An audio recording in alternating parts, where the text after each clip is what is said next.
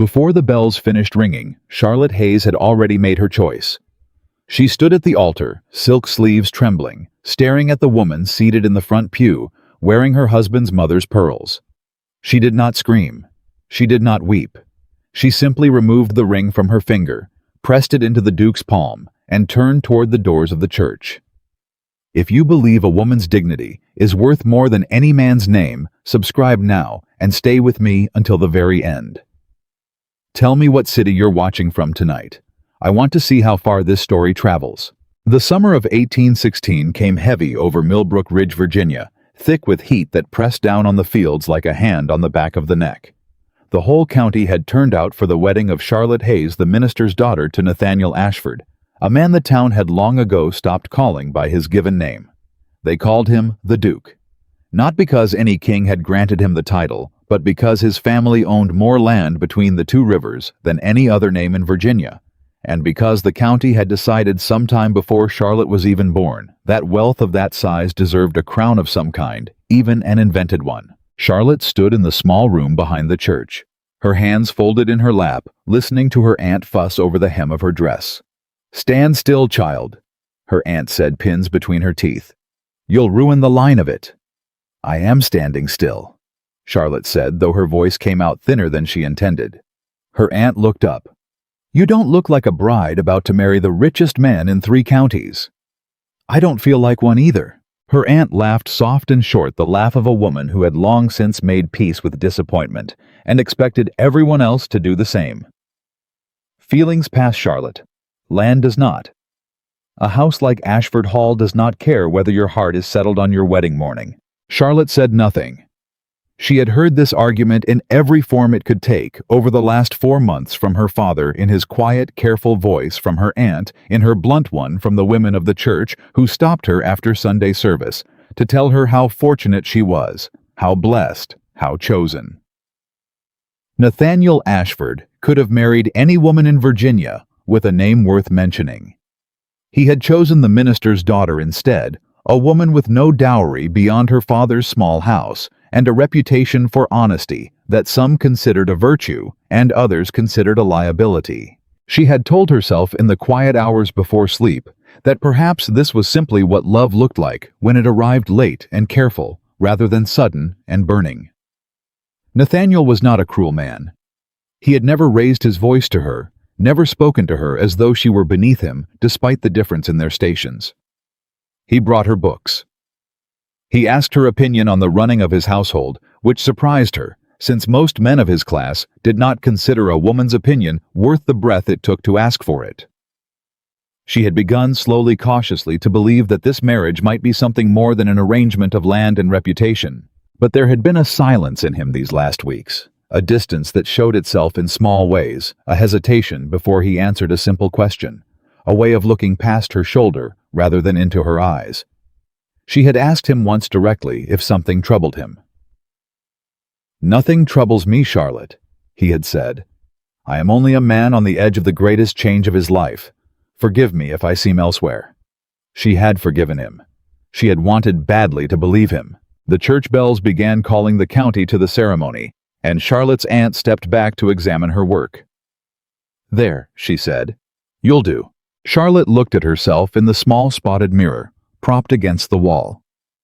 The dress had belonged to her mother, taken in and let out, and taken in again, to fit her frame. The silk gone slightly yellow with age, but still fine enough to pass for something new in dim light. She did not recognize the woman looking back at her, not because the dress transformed her, but because there was something in her own eyes she had not seen before, a wariness, small and quiet, like an animal that has heard a sound in the woods it cannot yet name. Her father came for her a few minutes later. His hand extended, his face soft with the particular pride of a man giving his only daughter to a fortune he had never imagined she would touch. "Are you ready?" he asked. "Yes, Papa," Charlotte said, and it was mostly true. The walk from the back room to the church door was short, but it felt to Charlotte like crossing a great distance, the kind that could not be measured in steps. The doors opened. The congregation rose.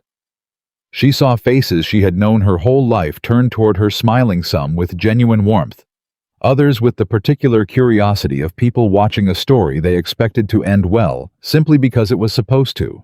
She began to walk down the aisle on her father's arm, and for a moment she allowed herself to feel something like joy. The church was full of summer light through the windows, dust catching gold in the beams, and at the far end of it stood Nathaniel, tall and composed in his dark coat, his hands clasped in front of him. He was watching her. His expression, she thought, held something warm. Then her eyes moved without her intending them to toward the front pew on the right, the pew reserved for the family of the groom, and she saw a woman she did not know. The woman was seated with a stillness that did not belong to a stranger. She wore a gown of deep blue silk, finer than anything else in the room, finer even than Charlotte's own dress. Her dark hair was pinned with a comb. Charlotte recognized she had seen its twin in a portrait of Nathaniel's late mother that hung in the hall of Ashford House. Around the woman's throat was a strand of pearls, and Charlotte's breath caught because she had seen those pearls before too. Nathaniel had shown them to her once in the weeks of their courtship, told her they had belonged to his mother, and that they would be hers on her wedding day. They were not on Charlotte's throat. They were on this woman's. Charlotte's steps did not falter. She kept walking, though something inside her chest had gone very cold, very quiet, the way a room goes quiet just before a storm breaks. She reached the altar. Her father placed her hand in Nathaniel's, kissed her cheek, and stepped back to take his seat. The minister, not her father, but a visiting reverend, brought in for the occasion, began to speak the opening words of the ceremony, his voice rolling out over the congregation in the practiced cadence of a man who had performed this rite 100 times before. Charlotte heard almost none of it. Her eyes kept returning against her own will to the woman in blue, who sat with her hands folded neatly in her lap, watching the ceremony with an expression Charlotte could not read, not triumph, not guilt, but something worse. Familiarity. The look of a woman watching an event she believed on some level belonged to her. Charlotte leaned toward Nathaniel close enough that only he could hear her. "Who is that woman?" she said. It was not a question. It came out flat low, more statement than inquiry. Nathaniel's jaw tightened. He did not look toward the pew. "Not now, Charlotte." "Who is she, Nathaniel?" "This is not the place." "You brought her to our wedding," Charlotte said, and now her voice had begun to shake, though she kept it low, kept it controlled because 400 people were watching, and she would not give them the satisfaction of a scene, not yet, not until she understood what she was looking at.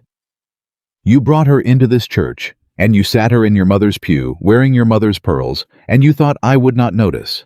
The minister had paused, sensing something wrong, his eyes flicking uncertainly between the bride and groom. "Charlotte." Nathaniel's voice had dropped to something urgent, something close to pleading. "Let me explain this after, I beg you. Tell me her name." He said nothing. His silence was its own answer, and it landed harder than any word could have. It was his sister seated in the second pew who broke first. Margaret Ashford had never liked. Charlotte had made her opinions on the match clear in a dozen small cutting ways over the past year, but even Margaret seemed unable to bear the tension stretching across the altar. She leaned forward and said in a whisper, meant only for the front rows, but carrying as whispers in silent rooms always do to nearly everyone. "That is Josephine Vale. She was here before you." The words moved through the church like a draft through an open window. Charlotte felt the eyes of 400 people shift, felt the particular weight of a congregation, realizing all at once that the story they had come to witness was not the one they had been promised. Charlotte turned her head slowly and looked at Josephine Vale directly for the first time. The woman did not look away. She held Charlotte's gaze with a calm that could only come from someone who had rehearsed this moment, who had known exactly what would happen when Charlotte finally understood, and who had decided somewhere in her own private reasoning that she had every right to be sitting exactly where she was sitting. "You knew," Charlotte said to Nathaniel, and her voice had gone very quiet. Now quiet in the way that frightens people more than shouting ever could. "You knew she would be here. You let her sit in that pew. You let her wear those pearls." "Charlotte, please. Did you love her first?" The question hung in the air of the church, and Nathaniel did not answer it. He opened his mouth closed, It opened it again, and in that hesitation, Charlotte found the only answer she needed. She had asked him once months ago if there had been someone before her, and he had told her, no, told her there was nothing in his past worth mentioning, nothing that touched what they were building together. She had believed him. She had built 4 months of trust on top of that lie, and now the foundation had given way beneath her feet in front of everyone she had ever known. Say something, she said. Tell me I am wrong. Tell me this is not what it looks like. It is complicated, Nathaniel said, and Charlotte almost laughed because of all the things he could have said that was the cruelest, not a denial, not an explanation, just an admission dressed up as an excuse. It is not complicated, Charlotte said. It is very simple. You invited the woman you loved before me to witness the wedding you did not want to have with me. You sat her where your mother should have sat. You let her wear pearls that were promised to me. That is not complicated, Nathaniel. That is a choice. You made it, and you let me walk down that aisle without telling me.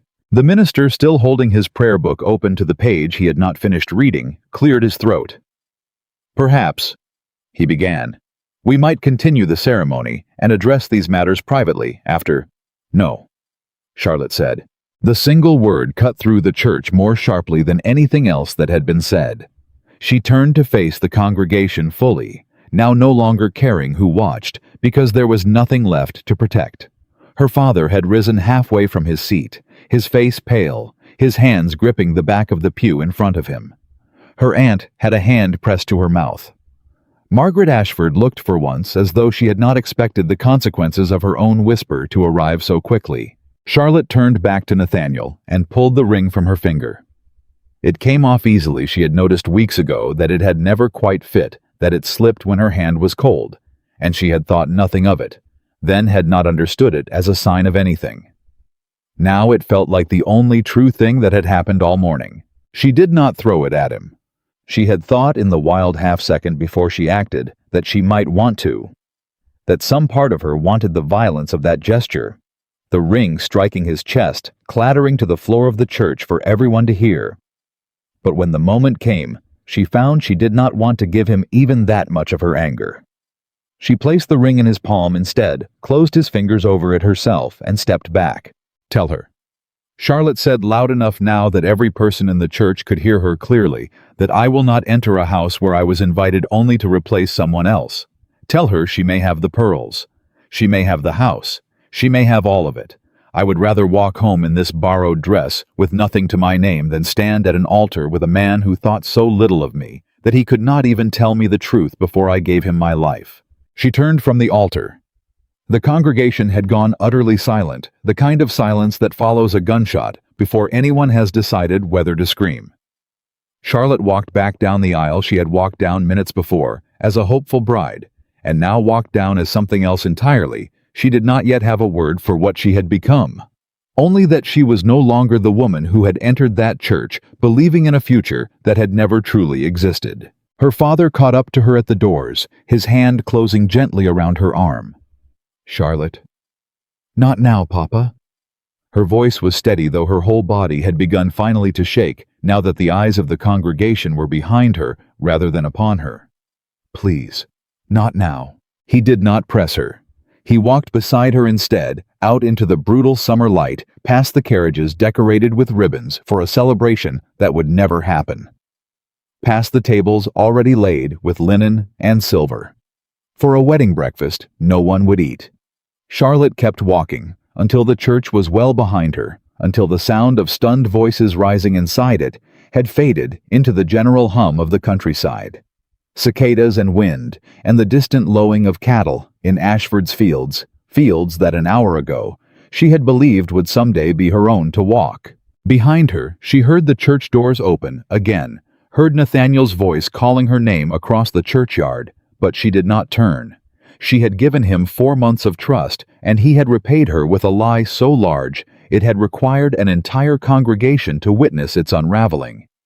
She would not give him the additional gift of watching her weep in front of the same people who had just watched her humiliation. Her aunt reached her before Nathaniel did, moving faster than Charlotte had ever seen the older woman move, skirts gathered in both fists.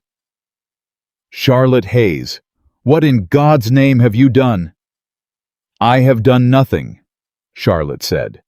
"I have simply stopped pretending I did not see what was in front of me." "You have ruined yourself," her aunt hissed. "Do you understand what you have thrown away? Do you have any idea what will be said of you by supper tonight?" "I imagine they will say I was foolish," Charlotte said. "I imagine they will say I should have stayed quiet and married him anyway, and let that woman keep her seat in his mother's pew, and told myself it did not matter, because the house was grand and the land was wide. Let them say it. I would rather be called foolish than be known as a woman who knew she was being made a fool of and said nothing." Nathaniel had reached them now, breathing hard, his composure from the altar entirely gone.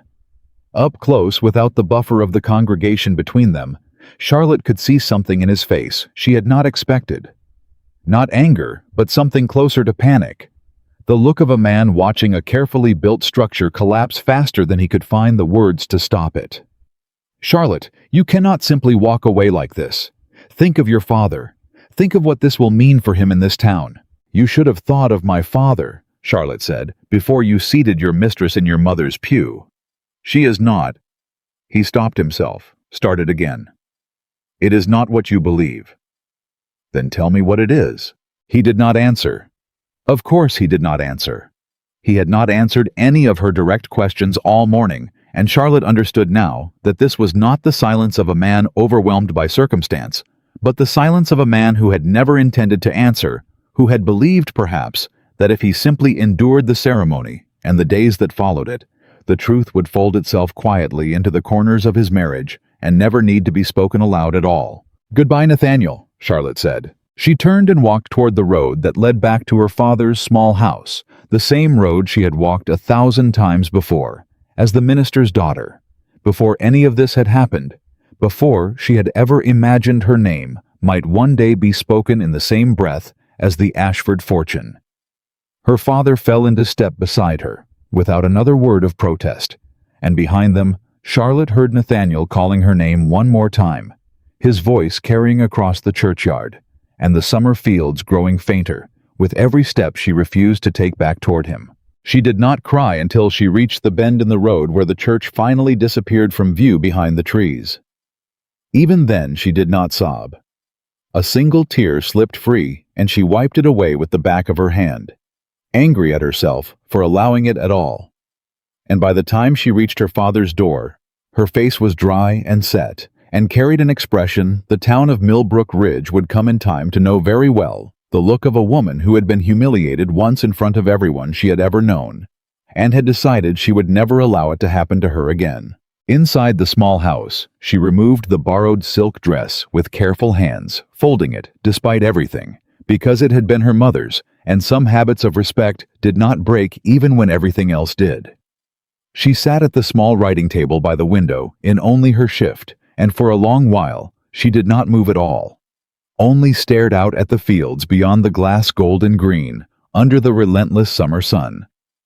Fields she had once imagined walking as a bride, and now understood she would only ever walk as herself. Her father knocked softly at the door some time later and let himself in without waiting for an answer, as he had done since she was a child.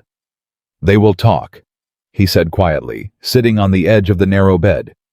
"For weeks, perhaps months. You understand that?" "I understand it," Charlotte said. "And you do not regret it?" It was not quite a question, but Charlotte answered it as though it were. "I regret that I did not see it sooner. I regret that I trusted a man who could not tell me the truth about his own past. But I do not regret walking out of that church. I would do it again tomorrow and the day after, and every day for the rest of my life, rather than spend one more hour pretending I did not see what was placed directly in front of me." Her father was quiet for a long moment. When he spoke again, his voice held something Charlotte had not expected. Not disappointment as her aunts had, but something closer to pride, though tempered heavily with worry. "Your mother would have done the same," he said finally. "God rest her. She never did have the patience for other people's comfortable lies." Charlotte looked at him. "What happens now, Papa?" Her father did not have an answer for her, not that evening. But something had already begun to shift in Millbrook Ridge, that Charlotte could not yet see from the small window of her father's house. A set of accounts kept carelessly by a man who trusted too easily was already unraveling in ways that had nothing to do with love or pearls or a woman in a blue silk gown. And before the summer ended, the whole county would learn that the woman who had walked out of Ashford's wedding with nothing but her dignity intact would prove to be the only person clear-eyed enough to see the ruin that had been building quietly behind the walls of Ashford Hall for years. The days after the wedding, that never was moved slower than any Charlotte had known in her life, and yet the whole county seemed to move faster around her, carrying her name from porch to porch like a spark-jumping dry grass in August. She heard it first from her aunt, who heard it from the widow Pruitt, who heard it from nearly everyone else that Millbrook Ridge had already decided what to make of what happened at the altar. Some said the minister's daughter had lost her senses. Some said she'd been proud beyond her station and gotten exactly the humbling she deserved. A few quieter said something else entirely, and it was one of those quiet ones who came knocking on Charlotte's door not 4 days after the wedding. It was Sarah Coombs, a widow who ran the dry goods store at the crossroads, a woman Charlotte had known her whole life but never counted as more than a familiar face behind a counter. Sarah stood on the porch with her hands folded in front of her apron, looking like she'd walked the better part of 2 miles to say something she wasn't sure she should say. "Miss Hayes," she said when Charlotte opened the door, "I hope you'll forgive the intrusion." "You're not intruding, Mrs. Coombs. Please." Sarah didn't step inside. She stood at the threshold as though she needed the option of leaving quickly available to her. "I heard what you said in that church, about not staying where you weren't wanted for yourself." "You heard correctly. I run the books for my store myself," Sarah said. And there was something careful in the way she said it, like she was testing whether the words would land as a confession or a boast. "Have since my husband passed. Men come in sometimes tell me I ought to hire someone who understands numbers better. I understand numbers just fine. I just understand I'm a woman doing it, and that seems to trouble them more than the numbers ever could." Charlotte studied her. "Why are you telling me this, Mrs. Coombs?" "Because I heard you kept your father's account since you were 12 years old. Heard you were the one who caught the miller shorting the church on its grain measure 2 winters back when the deacons themselves hadn't noticed." Sarah's chin lifted slightly. "Heard you were fixing to marry into the biggest fortune in 3 counties, and I heard you walked away from it rather than swallow a lie. That's not foolishness, Miss Hayes. Whatever they're calling it at supper tables tonight, that is not foolishness." Charlotte felt something in her chest that she hadn't felt since the church doors closed behind her. Not vindication exactly, but the first thin thread of it, the sense that somewhere in the wreckage of that morning there might be a version of herself still standing. "Thank you," Charlotte said quietly. "I didn't come only to say kind words," Sarah said. "I came because I need help with my ledgers before the fall shipment comes in and I can pay for the work. Not much, but it's honest and it's mine to offer." It was such a small thing, an afternoon of columns and figures at a dry goods counter. And yet Charlotte felt it settle into her like the first solid ground beneath her feet in days. "I'd be glad to help, Mrs. Coombs." "Sarah," the widow said, "if you're going to sit at my counter and go through my numbers, you might as well call me Sarah." That should have been the whole of it. A small kindness, a small job, a woman finding her footing after a public humiliation, the way women in her position had always been expected to quietly, invisibly, off in some corner, where the county could forget about her soon enough. But Millbrook Ridge did not let Charlotte forget so easily, because 3 days after she began working through Sarah's ledgers, Nathaniel Ashford came to her father's door. He came on foot without a carriage, which Charlotte understood even before her father told her was meant as some kind of gesture, a man of his station walking like a common suitor, humbling himself for the county to see. She was at the kitchen table with Sarah's account book open in front of her when her father came in from the yard, his face carefully arranged into neutrality. "Nathaniel Ashford is at the gate," he said. "He's asked to speak with you. Tell him I have nothing to say to him." "I'll tell him whatever you like," her father said. "But I'd ask you to consider whether refusing him gives the town more to talk about than seeing him." Charlotte set down her pen. She hated that her father was right. Hated that even now, Days after she'd walked away from everything Nathaniel represented, the shape of the county's gossip still had power to bend her choices. But she rose, smoothed her skirts, and walked out to the gate herself, rather than let Nathaniel set one foot closer to her father's door. He looked different in the plain daylight of an ordinary afternoon than he had at the altar. Smaller somehow, though he stood the same height he always had. He held his hat in both hands, turning the brim slowly, a habit she'd never noticed in him before, because she had never seen him nervous before. Charlotte. Mr. Ashford. Something flickered across his face at the formality. You've never called me that. I've never had cause to before. He was quiet a moment, and Charlotte watched him search for whatever speech he'd rehearsed on the walk over, watched it apparently abandon him the moment he stood in front of her. I came to apologize. You've apologized already, at the church and again in the yard, and I imagine you'd have kept apologizing all the way down the road if I'd let you follow me. I came to apologize properly, he said, not in front of 400 people, not with my sister whispering half-truths to fill the silence I should have filled myself. Then fill it now, Charlotte said. Tell me who Josephine Vale is to you in plain words, and I will decide for myself whether an apology means anything at all. Nathaniel's jaw worked. For a moment Charlotte thought he might actually do it, might actually give her the truth she'd been asking for since the moment she saw the pearls at another woman's throat. But what came instead was another half measure, another careful arrangement of words designed to protect something he wasn't yet willing to give up. She was someone I cared for before I understood what caring for someone truly meant, he said. It ended before I ever met you. I should have told you. I did not because I believed it belonged to a part of my life that no longer mattered, and I did not want it to color what we were building. And yet you invited her to our wedding. I did not invite her.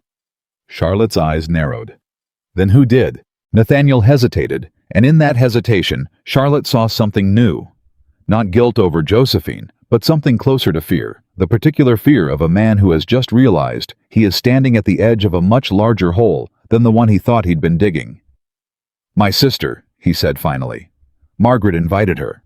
I did not know Josephine would be there until I saw her in the pew myself. Charlotte felt the ground shift slightly beneath the story she'd been telling herself for 4 days. The story of a man who had knowingly humiliated her, who had chosen to seat his mistress in his mother's place, and dress her in his mother's pearls, as some kind of cruel test of Charlotte's tolerance. If what Nathaniel said was true, the cruelty belonged to someone else entirely, and Nathaniel's sin was smaller, though no less damning a man too cowardly to have told the truth about his past, even when asked directly too weak to have stopped his sister's scheme, once he understood what she'd done, too slow to say anything at all, until Charlotte had already turned the ring from her own finger. Why would Margaret do such a thing? Charlotte asked. Because Margaret never wanted this marriage, Nathaniel said quietly. She believed I was marrying beneath myself. She believed a minister's daughter would bring nothing to this family but a name without land, without connections, without the kind of dowry that keeps an estate running in lean years. He paused. She was wrong about you, Charlotte. She has always been wrong about you. But she is not wrong that the estate needs those things badly, and I fear that is what drove her to do what she did not spite alone, but a kind of desperation dressed up as spite. Desperation, Charlotte repeated slowly. What kind of desperation drives a woman to humiliate her own brother's bride in front of the whole county? Nathaniel looked away from her, out toward the fields beyond the fence line, and when he spoke again his voice had dropped low enough that Charlotte had to lean in slightly to catch it. The kind that comes from watching the accounts of an estate grow thinner every season, with no clear reason why, and no one willing to say the word aloud that everyone is thinking. What word is that? Theft, Nathaniel said. The single word hung in the summer air between them, and Charlotte felt her pulse quicken in a way that had nothing to do with the wedding. Nothing to do with Josephine Vale, or pearls, or promises broken in front of a congregation. This was a different kind of alarm, entirely the kind she recognized from Sarah's ledgers, from the miller's short measures, from every column of numbers she had ever sat with, long enough to feel the wrongness underneath them, before she could name exactly where it lived. Whose theft? She asked. I don't know, Nathaniel admitted. That is the trouble of it. My father trusted the running of the estate almost entirely to Mr. Elias Whitfield in his last years, when his health had already begun failing him. Whitfield has managed the ledgers, the tenant agreements, the sale of crops and timber, nearly everything since before my father died. I trusted him because my father trusted him, and I never thought to look closer at numbers I did not fully understand. And now the harvests come in as strong as ever, and yet each season there is less to show for it. Tenants who should be paying their rents on schedule are reported as behind, though when I have spoken to them myself, several insist they paid in full and on time. Timber sales that should have brought in twice what they did last winter. Margaret noticed it first. She has always had a sharper eye for such things than I do, and she came to believe, rightly or wrongly, that our family's decline made your dowry, or the lack of it, into an unbearable risk. She thought a wife with wealth of her own might steady us. When she could not stop the marriage outright, she found another way to try to break it before it began. Charlotte stood very still at the gate, turning this new information over in her mind, the way she might turn over a suspicious ledger entry, looking for the seam where the truth had been folded to hide something uglier beneath it. "You are telling me," she said slowly, "that your family's fortune, the fortune the whole county believes makes you the most eligible man in Virginia, is being quietly stolen out from under you, and that your sister was so afraid of what would happen when the truth surfaced that she tried to sabotage your marriage rather than confront the man she suspects of taking it." "Yes," Nathaniel said. "That is exactly what I am telling you." And Josephine Vale, something in his face tightened again. Some old shame he clearly hadn't intended to share alongside the rest. Josephine's family has done business with Whitfield for years. Grain contracts mostly. I do not know if there is any connection between that and what has happened to our accounts, but Margaret believed there might be, and believed that seating Josephine where she did might provoke some reaction from her, some slip that would reveal what she and Whitfield knew. It was cruel. It was also, I think, born of genuine fear for what will happen to this family if the truth is not found soon. Charlotte looked at him for a long moment, and for the first time since the church doors had closed behind her, she felt something other than anger when she looked at Nathaniel Ashford. Not forgiveness. She was not ready for, that might never be ready for that, but something closer to a grim, unwelcome curiosity. The same feeling she got when a column of figures refused to balance, no matter how many times she added them. "Why are you telling me this now?" she asked. "You could have said nothing.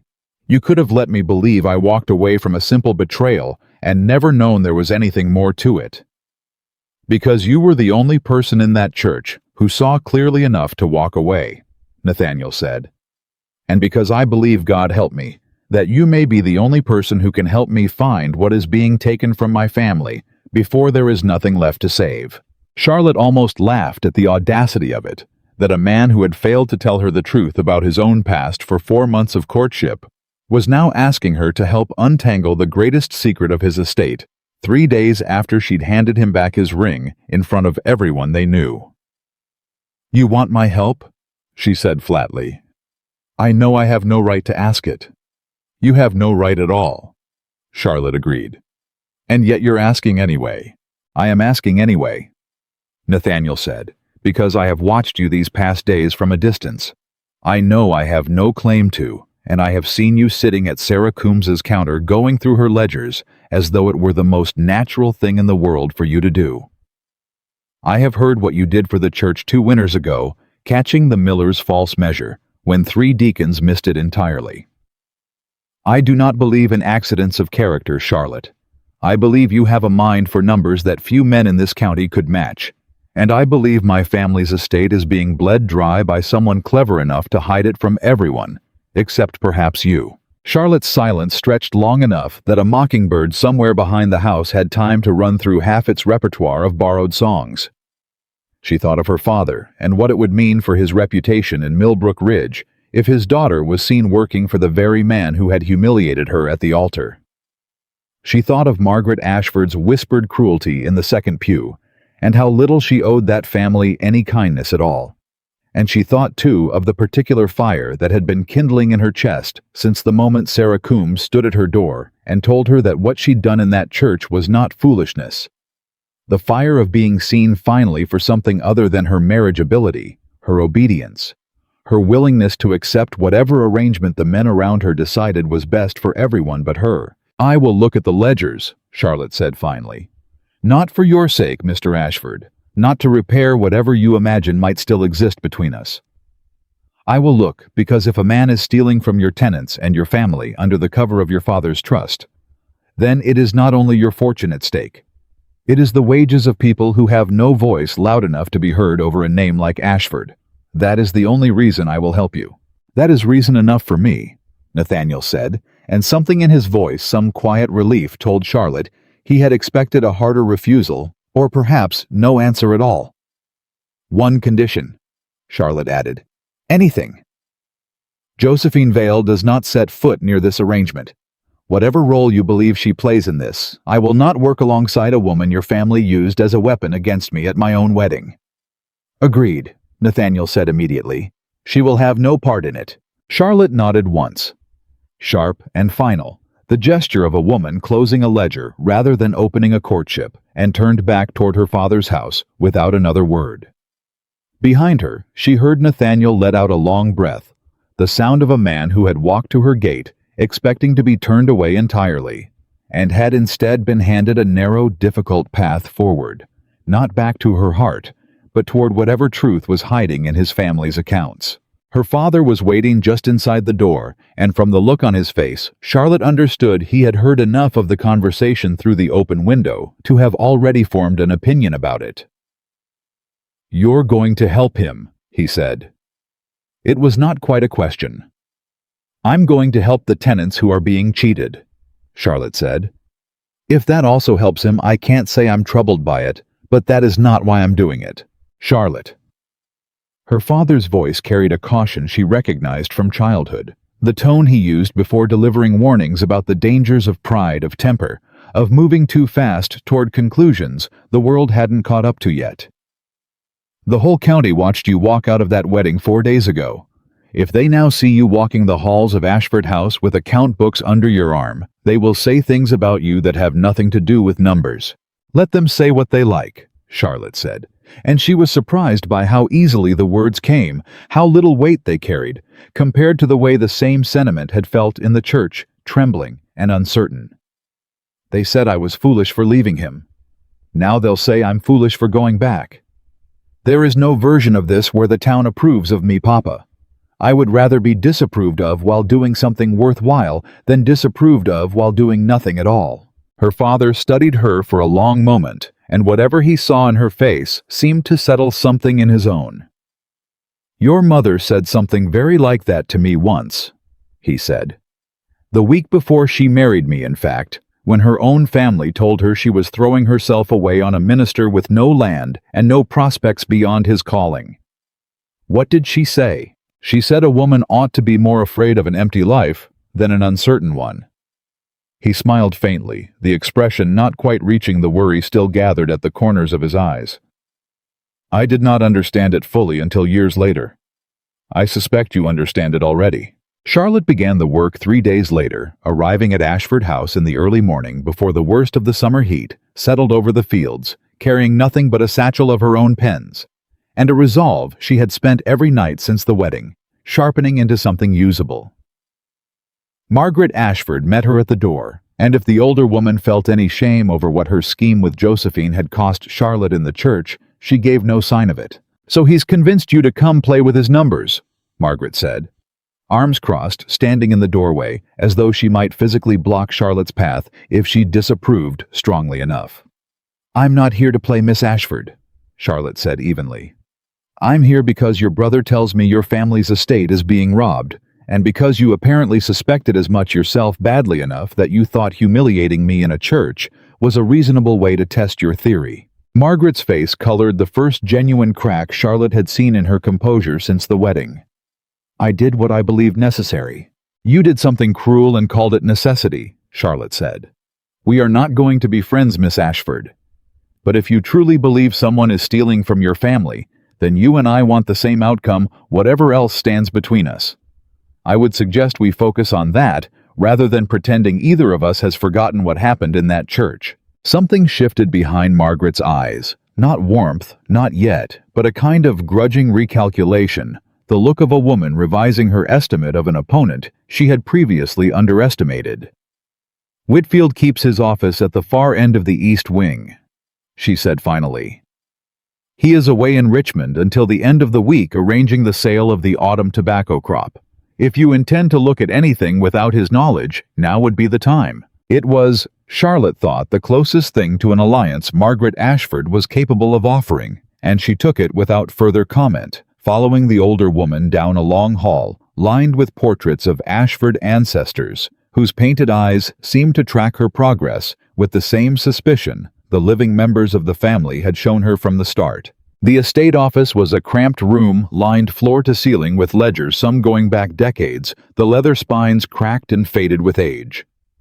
Charlotte set her satchel down on the heavy oak desk and began methodically the way she had begun with the church's grain measures years ago, and Sarah Coombs's dry goods accounts more recently, starting not with the newest entries, where a clever thief would have covered his tracks most carefully, but with the oldest ones she could find working forward through the years, to see exactly where the pattern of the numbers began to change shape. It took her the better part of 2 days to find the first true irregularity.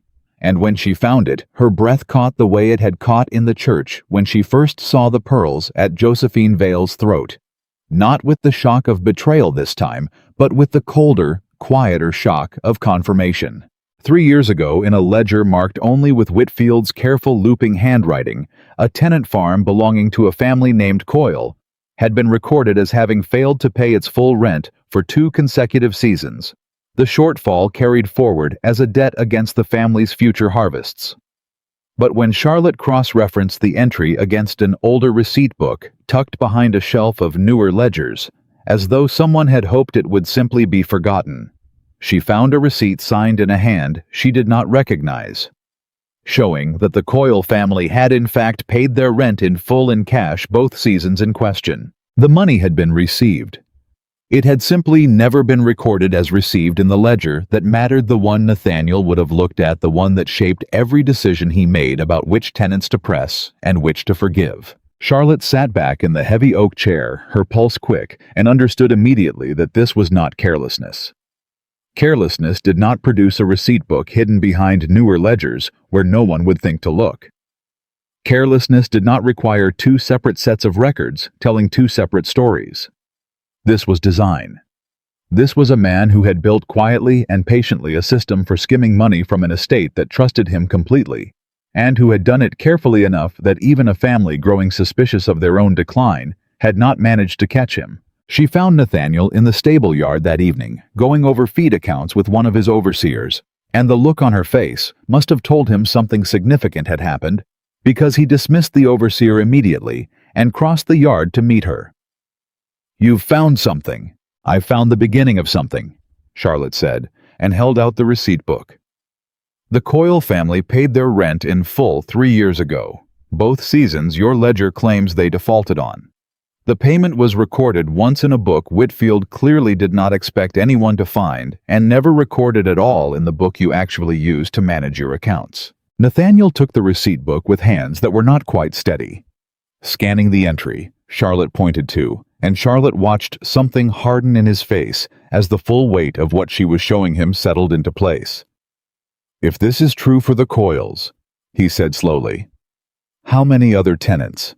"I don't know yet," Charlotte said, "but I intend to find out. And Nathaniel." She hesitated, using his given name for the first time since the wedding, without quite meaning to, and saw him notice it too. "If this pattern holds across even a handful of your tenant farms, we are not talking about a careless clerk skimming a little here and there to line his own pockets. We are talking about years of deliberate systematic theft hidden well enough to survive your father's failing health and your own inexperience, and confident enough that Whitfield never once feared being caught. Then we find every instance of it."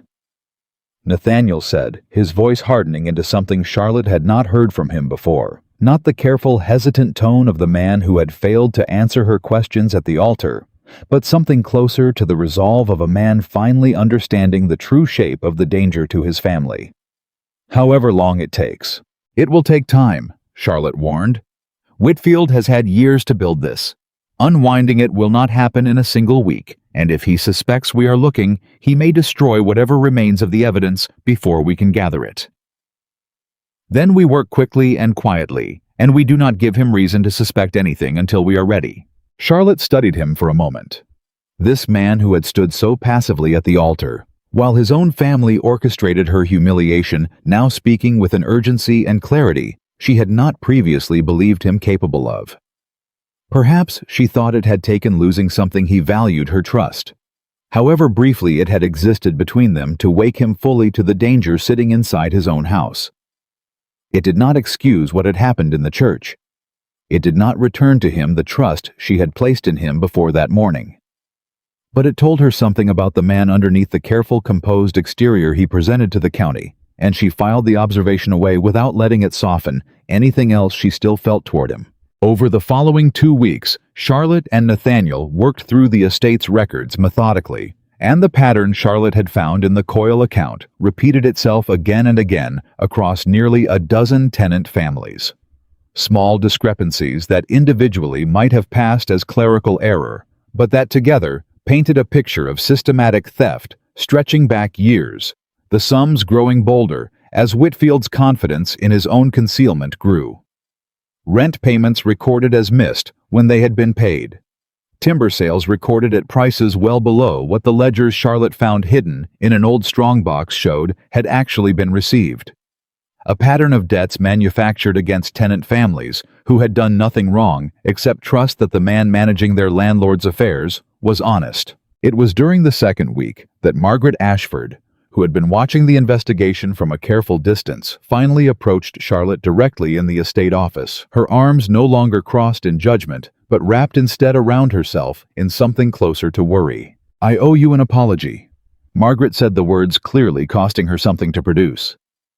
"What I did at the wedding was cruel, and I knew it was cruel even as I arranged it. I told myself it was necessary that I needed to see how you would react if your suspicions about Nathaniel's past were confirmed, that somehow your reaction would tell me whether you were strong enough to be useful to this family in the trouble I already sensed was coming. It was a poor excuse for cruelty, and I am sorry for it." Charlotte set down her pen and looked at the other woman for a long moment. "Your apology doesn't undo what happened in that church, Miss Ashford. I don't know that anything could." "I don't expect it to," Margaret said. "I only wanted you to know that I see now what my brother apparently saw months ago, and what I was too proud and too frightened to admit until I watched you find in 2 weeks what I could not find in 2 years of quiet suspicion. Whatever else is true about you, Miss Hayes, you are exactly the kind of clear-eyed person this family needed, and I am ashamed it took humiliating you to bring you into this house properly." It was not forgiveness Charlotte offered in return. Not yet. Not something so simple as that. But she gave Margaret a small nod, the acknowledgement of one difficult woman toward another, and returned to the ledgers spread across the desk, because whatever peace might eventually exist between the Ashford women would have to wait for the more immediate danger to be dealt with first. That danger arrived sooner than any of them expected on a hot afternoon near the end of the second week, when word reached Ashford House that Elias Whitfield had returned early from Richmond 3 days ahead of schedule, and according to the stable boy who brought the news in a temper unlike any his own household had seen from him before. Charlotte and Nathaniel were in the estate office when the news came, the desk between them covered in ledgers and receipts spread out in the careful chronological order Charlotte had spent 2 weeks assembling. They looked at each other, and Charlotte saw in Nathaniel's face the same sudden alarm she felt tightening in her own chest. "He knows," Nathaniel said quietly. "He may only suspect," Charlotte said, though even as she said it, she was already gathering the most damning of the receipts into her satchel. Some instinct telling her that whatever evidence remained, scattered and vulnerable in this room, might not survive the night if Whitfield had truly guessed what they had found. But if he's cut short a trip to Richmond over a tobacco sale worth a season's income, he has heard something that frightened him badly enough to abandon his own scheme's cover story. "What do we do?" Charlotte looked at the ledgers, the receipts, the careful architecture of evidence they had spent 2 weeks building, and felt the particular cold clarity that came over her whenever a situation demanded action rather than deliberation. The same clarity that had carried her down the aisle and back out of the church without a single tear. "We do not wait for him to destroy what's left of the proof," she said. "We take what we have and we go to the county magistrate tonight before Whitfield has time to burn a single page of what remains in this house." Nathaniel stared at her for a moment, and Charlotte watched something settle in him. Not fear exactly, though fear was certainly present, but something steadier beneath it, a resolve that matched her own. "Tonight," he agreed. They had scarcely finished gathering the last of the receipts when the sound of hooves in the yard outside told them Whitfield had already arrived, and Charlotte felt her pulse spike with the sudden sharp awareness that whatever confrontation was coming would not wait for the safety of a magistrate's office after all. The sound of hooves outside cut through the estate office like a blade, and Nathaniel was on his feet before Charlotte had even closed her satchel. "Stay behind me," he said.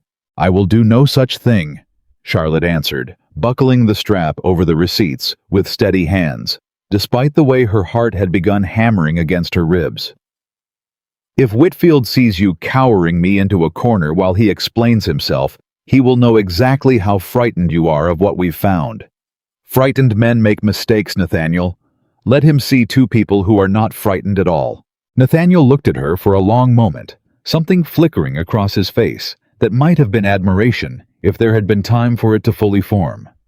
And then the door at the end of the hall opened, and Elias Whitfield's footsteps came fast and hard down the corridor toward the office. He was a narrow man, silver-haired, with the kind of face that had spent 30 years perfecting an expression of patient, trustworthy competence, the face of a man who had sat across tables from grieving widows and worried fathers and told them again and again that their affairs were safe in his hands. That face was gone now. What replaced it as he stopped in the doorway and took in the sight of Charlotte and Nathaniel, standing over a desk covered in his own ledgers, was something far less composed. "Mr. Ashford," Whitfield said, and his voice came out tighter than he clearly intended. "I was told you and Miss Hayes had been spending considerable time in my office." "You were told correctly," Nathaniel said.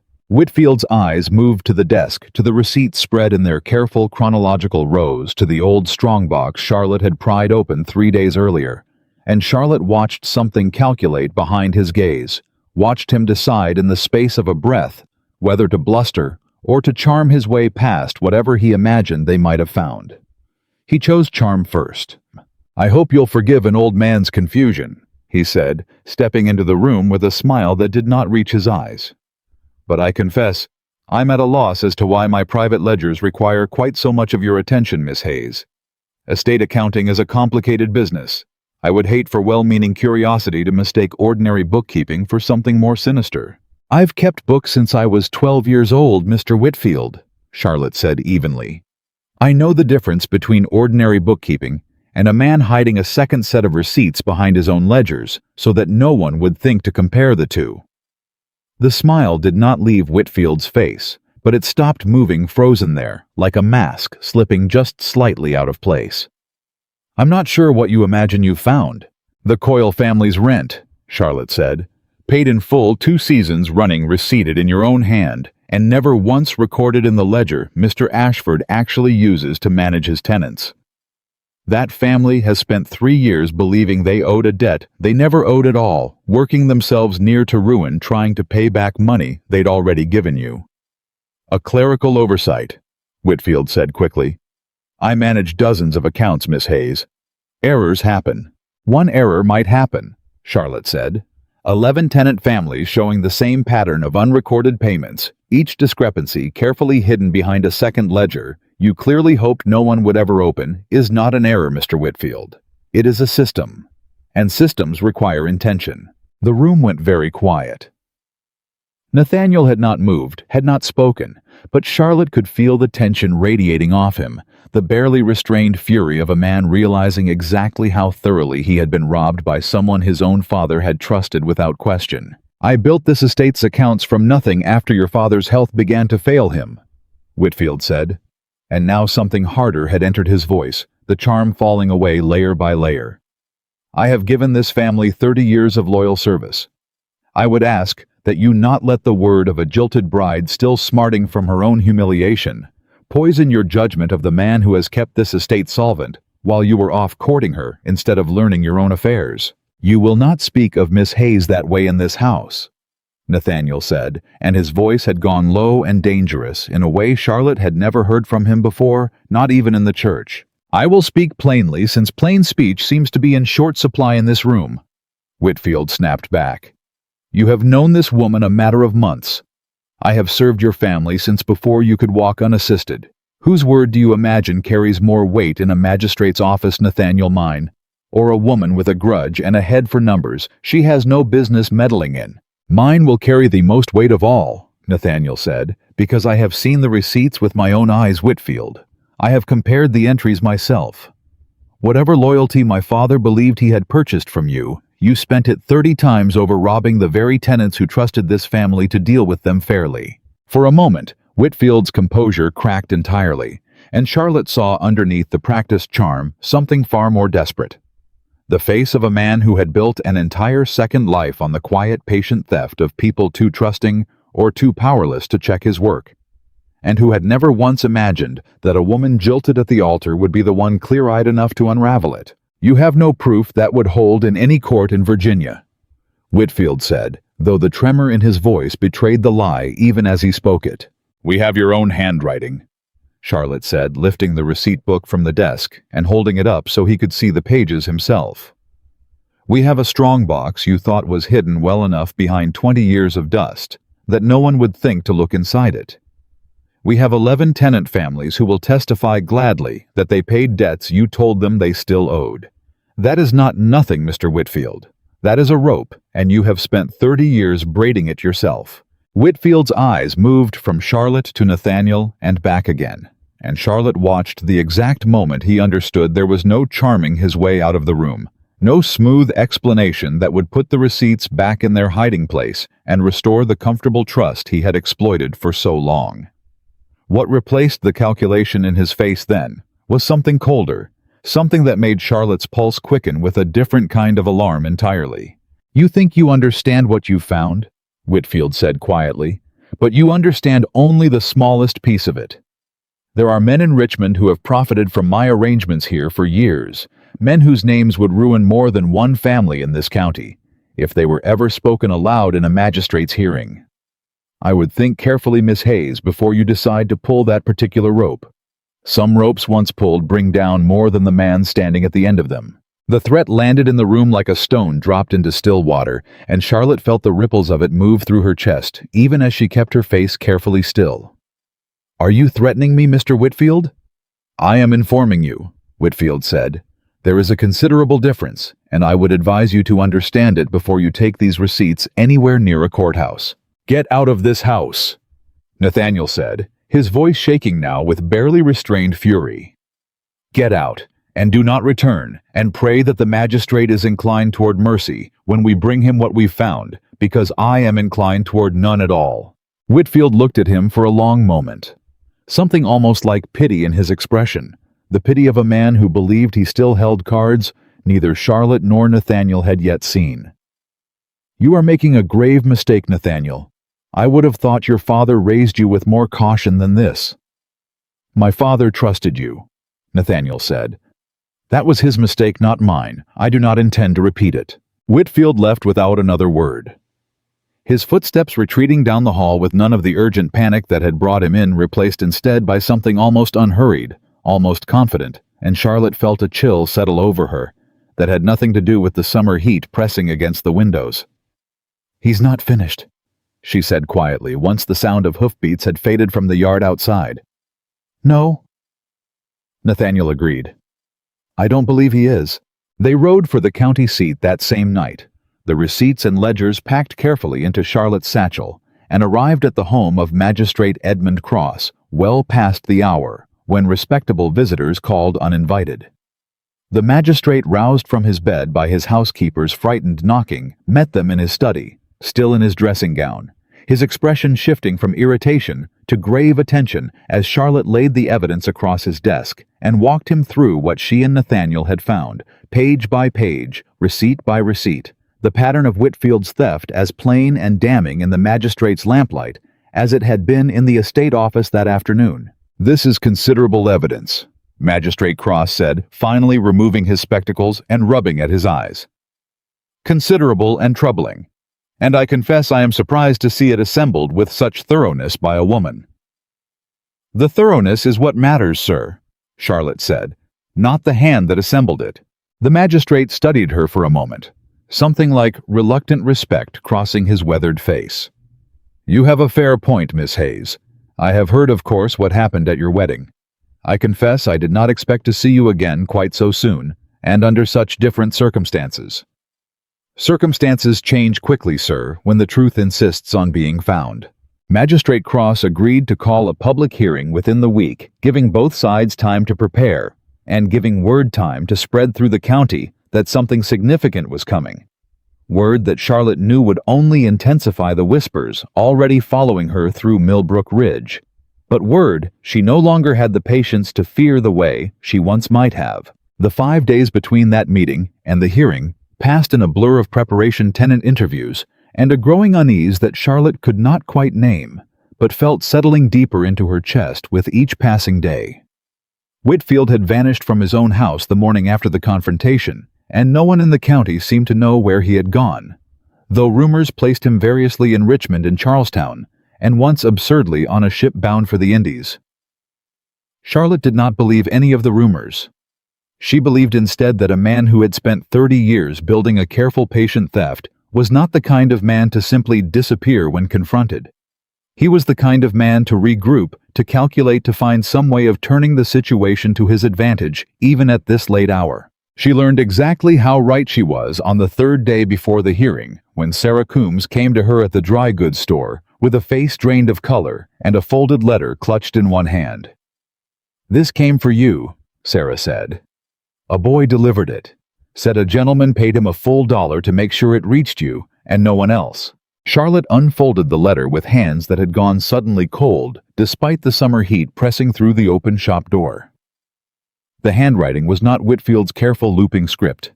It was rougher, hastier, and the message it carried was short enough that Charlotte read it twice before the full weight of it settled into her stomach.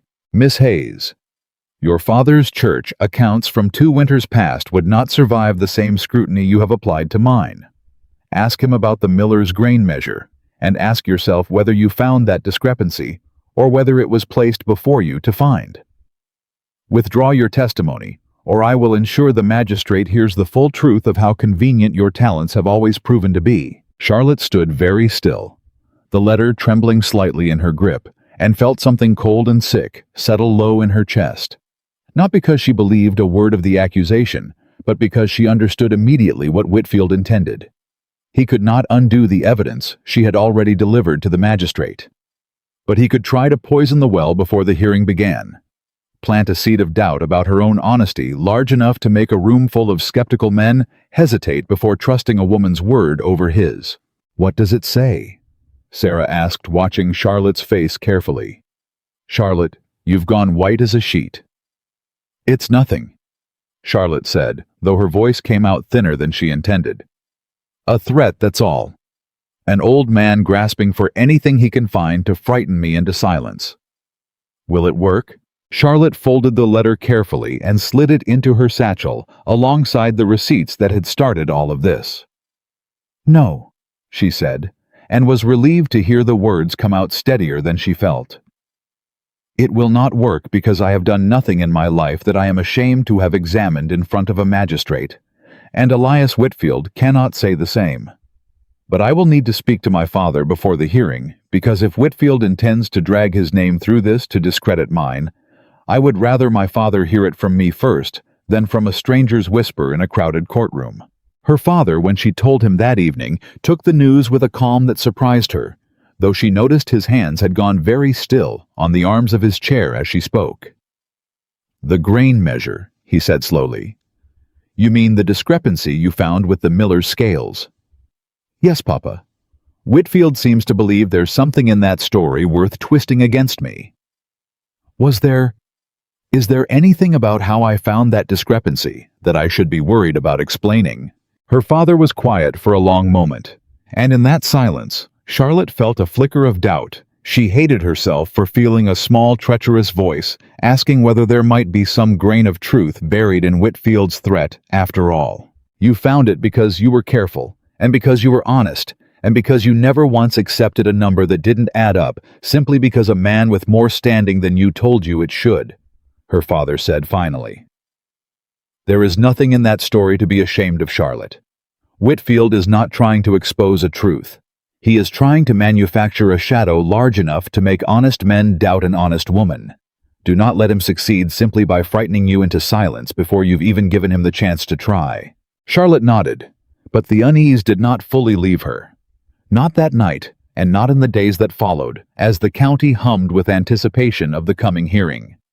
She caught glimpses of the whispers following her through Millbrook Ridge, now carrying a new note beneath the old ones, no longer simply, "The woman who walked out of her own wedding," but something darker, something Whitfield's letter had clearly already begun seeding through whatever channels he still commanded even in hiding. The morning of the hearing arrived hot and heavy, the kind of summer morning that promised worse heat by noon, and the county courthouse filled faster and more completely than Charlotte had ever seen it, faces from every corner of Millbrook Ridge packed into benches meant for half their number.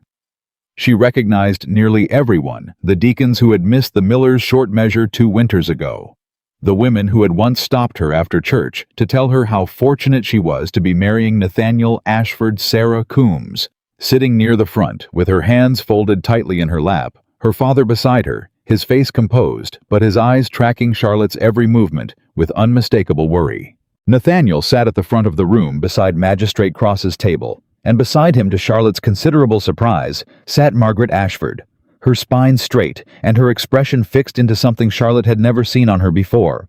Not judgment, not disdain, but a kind of fierce protective focus, aimed squarely at the empty chair where Elias Whitfield was expected to sit once the constables located him. They had found him in the end, not fled to Richmond or the Indies, as the rumors suggested, but hiding in the modest house of a cousin, barely 3 miles from Ashford House itself, and he was brought into the courtroom under guard. His silver hair disheveled, his composed public face entirely gone, replaced by something haggard and cornered, that told Charlotte even before the hearing began that his confidence from the estate office that afternoon had not survived contact with the reality of his own exposure. Magistrate Cross called the room to order, and the hearing began. Charlotte was called first, and she rose from her seat with her satchel in hand, aware of 400 pairs of eyes following her down the aisle for the second time in a matter of weeks. Though this time she walked toward a witness stand rather than away from an altar. She laid the evidence before the magistrate methodically, the way she had laid it before Nathaniel weeks earlier, the way she had laid it before the magistrate himself, in his study, the receipt book, the strong box, the pattern of discrepancies across 11 tenant families, each one a small theft that had compounded year over year into a fortune quietly bled from an estate too trusting to notice. "And how did you come to be examining Mr. Ashford's private ledgers at all?" "Miss Hayes," asked the attorney. Whitfield had somehow managed to retain, despite his flight from the county, a sharp-featured man from Richmond who had clearly been briefed on exactly which threads to pull. "It seems a curious arrangement for a woman jilted at her own wedding to find herself so quickly welcomed into her former betrothed's private affairs." "I was asked to help," Charlotte said evenly, "because I have kept ledgers since I was a child, and because Mr. Ashford's family suspected something was amiss and needed someone capable of finding it. Or perhaps," the attorney said, his voice taking on a silky, dangerous quality, "you found exactly what you were looking for, because you have made something of a habit of finding convenient discrepancies wherever your ambitions require them. Is it not true, Miss Hayes, that 2 winters ago you accused a respected miller of shorting the church's grain measure based on nothing more than your own claimed observations?" A murmur moved through the courtroom, and Charlotte felt her pulse spike, understanding immediately that Whitfield's letter had found its way exactly as intended into the strategy of his own defense. "I did not accuse him based on nothing," Charlotte said, keeping her voice level despite the sudden tightness in her chest. I compared the church's recorded measure against the miller's own scale in front of two of the deacons, and the discrepancy was confirmed by their own eyes, not merely mine. Convenient, the attorney said, that you should have such a talent for uncovering discrepancies that so often seem to benefit your own position or the position of those you favor. Objection, Nathaniel said, rising from his seat before the magistrate could speak. My attorney. He stopped, glancing at Magistrate Cross. Forgive me, I have no standing to object, but I would ask the court to consider whose position benefits from painting an honest woman's diligence as some manner of scheme. Miss Hayes gained nothing from finding what she found in my estate's ledgers, except the animosity of a man desperate enough to threaten her before this very hearing began. The room went very still, and Magistrate Cross leaned forward, his sharp eyes moving between Nathaniel and the attorney with new interest. A threat, the magistrate said. What threat is this, Mr. Ashford? Charlotte reached into her satchel before Nathaniel could answer, and withdrew the letter Sarah Coombs had delivered to her 3 days earlier, laying it on the table before the magistrate with steady hands.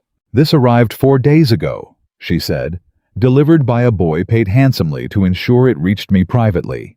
It threatens to raise exactly the accusation Mr. Whitfield's attorney has just raised in this room should I proceed with my testimony against him.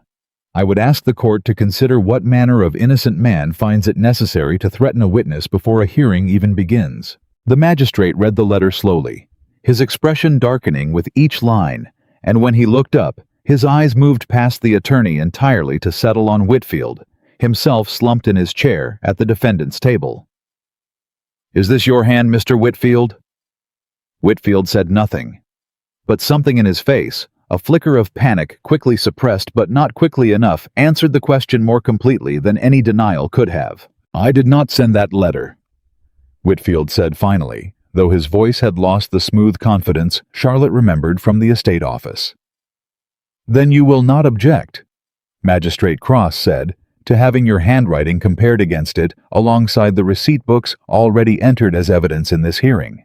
The courtroom had gone electric with tension, now 400 people leaning forward as one, and Charlotte felt the tide of the room shifting beneath her, the whispers that had followed her in through the doors that morning, beginning subtly to change their shape.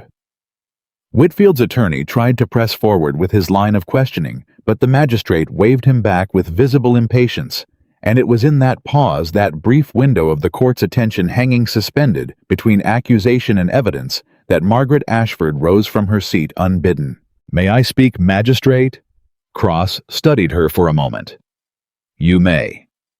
Margaret walked to stand beside Charlotte, and Charlotte felt a surge of surprise so strong it nearly showed on her face, watching the woman who had orchestrated her humiliation at the altar now stand beside her in a county courthouse, ready to speak in her defense. I owe this court an honest accounting of my own conduct, Margaret said, because it bears directly on why Miss Hayes came to examine my family's ledgers at all.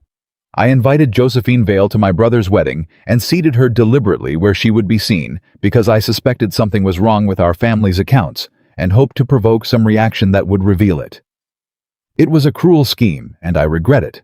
But I tell this court now because I would not have Miss Hayes's integrity questioned for the crime of agreeing to help untangle a mess my own family created, and that Mr. Whitfield has spent years hiding behind. The courtroom erupted into murmurs, and Charlotte watched her father's face in the crowd shift from tense worry to something like stunned relief, watched Sarah Coombs grip his arm with an expression of fierce vindication.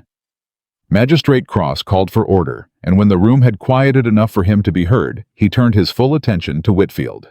Mr. Whitfield, he said, you stand accused of systematically defrauding the Ashford estate, and no fewer than 11 tenant families across a period of years, using your position of trust to conceal payments rightfully made, and manufacture debts that were never truly owed.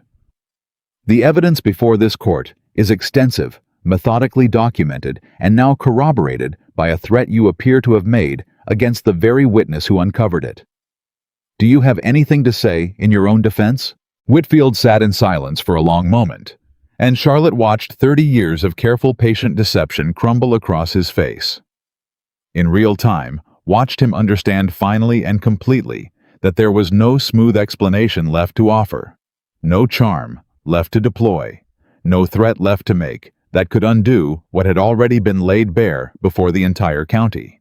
I did what I did, Whitfield said finally, his voice hollow, because I watched this family's fortune grow larger every year, while men like me, who did the actual work of managing it, were paid a fraction of what our labor was worth. I told myself at first that I was owed something the ledgers themselves would never grant me. I did not intend for it to grow as large as it did. But once it began, I found I did not know how to stop it, and I did not want to stop it because stopping it would have meant admitting what I had already taken. "That is not a defense, Mr. Whitfield," Magistrate Cross said. "That is a confession." The gavel came down not long after, and the sentence Magistrate Cross handed down restitution to every tenant family Whitfield had defrauded, along with a term of imprisonment, for the theft itself mattered less to Charlotte in that moment than the sound that rippled through the courtroom afterward, a sound she had not expected and would remember for the rest of her life. It began with Sarah Coombs rising to her feet and spread outward through the benches until half the courthouse stood applauding, not for Nathaniel Ashford, whose fortune had been saved, but for the minister's daughter, who had walked out of her own wedding 4 weeks earlier and returned to the same county that had called her foolish. Carrying nothing but a satchel of receipts and the stubborn refusal to accept a lie simply because everyone around her found it more comfortable than the truth, Charlotte stood very still amid the applause, aware of Nathaniel watching her from across the room, with an expression she did not yet have the strength to examine. Too closely aware of her father's face, streaked with tears he made no effort to hide, aware most of all of the strange, unfamiliar warmth spreading through her chest. Not triumph exactly, and not vindication either, but something quieter and more durable than either of those things. The simple, solid knowledge that she had trusted her own eyes when the whole county told her not to, and that trust had in the end proven stronger than every whisper raised against it. The applause did not last long because applause never does, and by the time Charlotte stepped down from the witness stand and made her way back through the crowded courthouse, the same faces that had risen to their feet for her had already begun to remember that they had only weeks before called her a fool. She saw it in the way some of them looked away as she passed, in the way others offered her small, careful smiles that carried more apology than warmth. Millbrook Ridge was not a town that forgave itself easily for being wrong, and Charlotte understood walking out into the brutal midday heat with her father on one side and Sarah Coombs on the other, that vindication in a courtroom was not the same thing as belonging, and that the two might take a very long time to become the same. Nathaniel caught up with her at the courthouse steps. "Charlotte." She stopped, and her father, reading something in the air between them, murmured that he would wait for her by the wagon and drew Sarah gently away, leaving Charlotte and Nathaniel standing together at the bottom of the steps, with the whole county filing out around them. "You should be inside," Charlotte said. "There will be men wanting to shake your hand. Your estate is saved. That's worth a great deal of handshaking, I imagine." "My estate is saved because of you," Nathaniel said. "Every hand that reaches for mine in there ought to be reaching for yours instead. I intend to tell them so." "You'll do no such thing," Charlotte said. "The last thing I need is for the county to add, 'She stole the credit that belonged to a gentleman,' to the list of things they already whisper about me. Let them shake your hand, Nathaniel. I know what I did. My father knows. That is enough." Nathaniel studied her for a moment, and Charlotte watched something struggle behind his composed expression. Some words he seemed to be gathering the courage to say. "It isn't enough for me," he said finally, "that everyone should know what you saved except the person who most needs to say it aloud." "Nathaniel, let me finish, please. I've spent 4 weeks failing to say the right thing to you, and I would rather stumble through it badly than let another day pass in silence." He drew a breath, and the words came out rough, unpracticed, nothing like the smooth composure he had always presented to the county. "I stood at that altar and let my own sister's cruelty speak for me because I was a coward, Charlotte. I told myself the silence was caution, that there was too much at stake to make a scene, that the truth about Josephine could wait until after we were married and the county's eyes had moved on.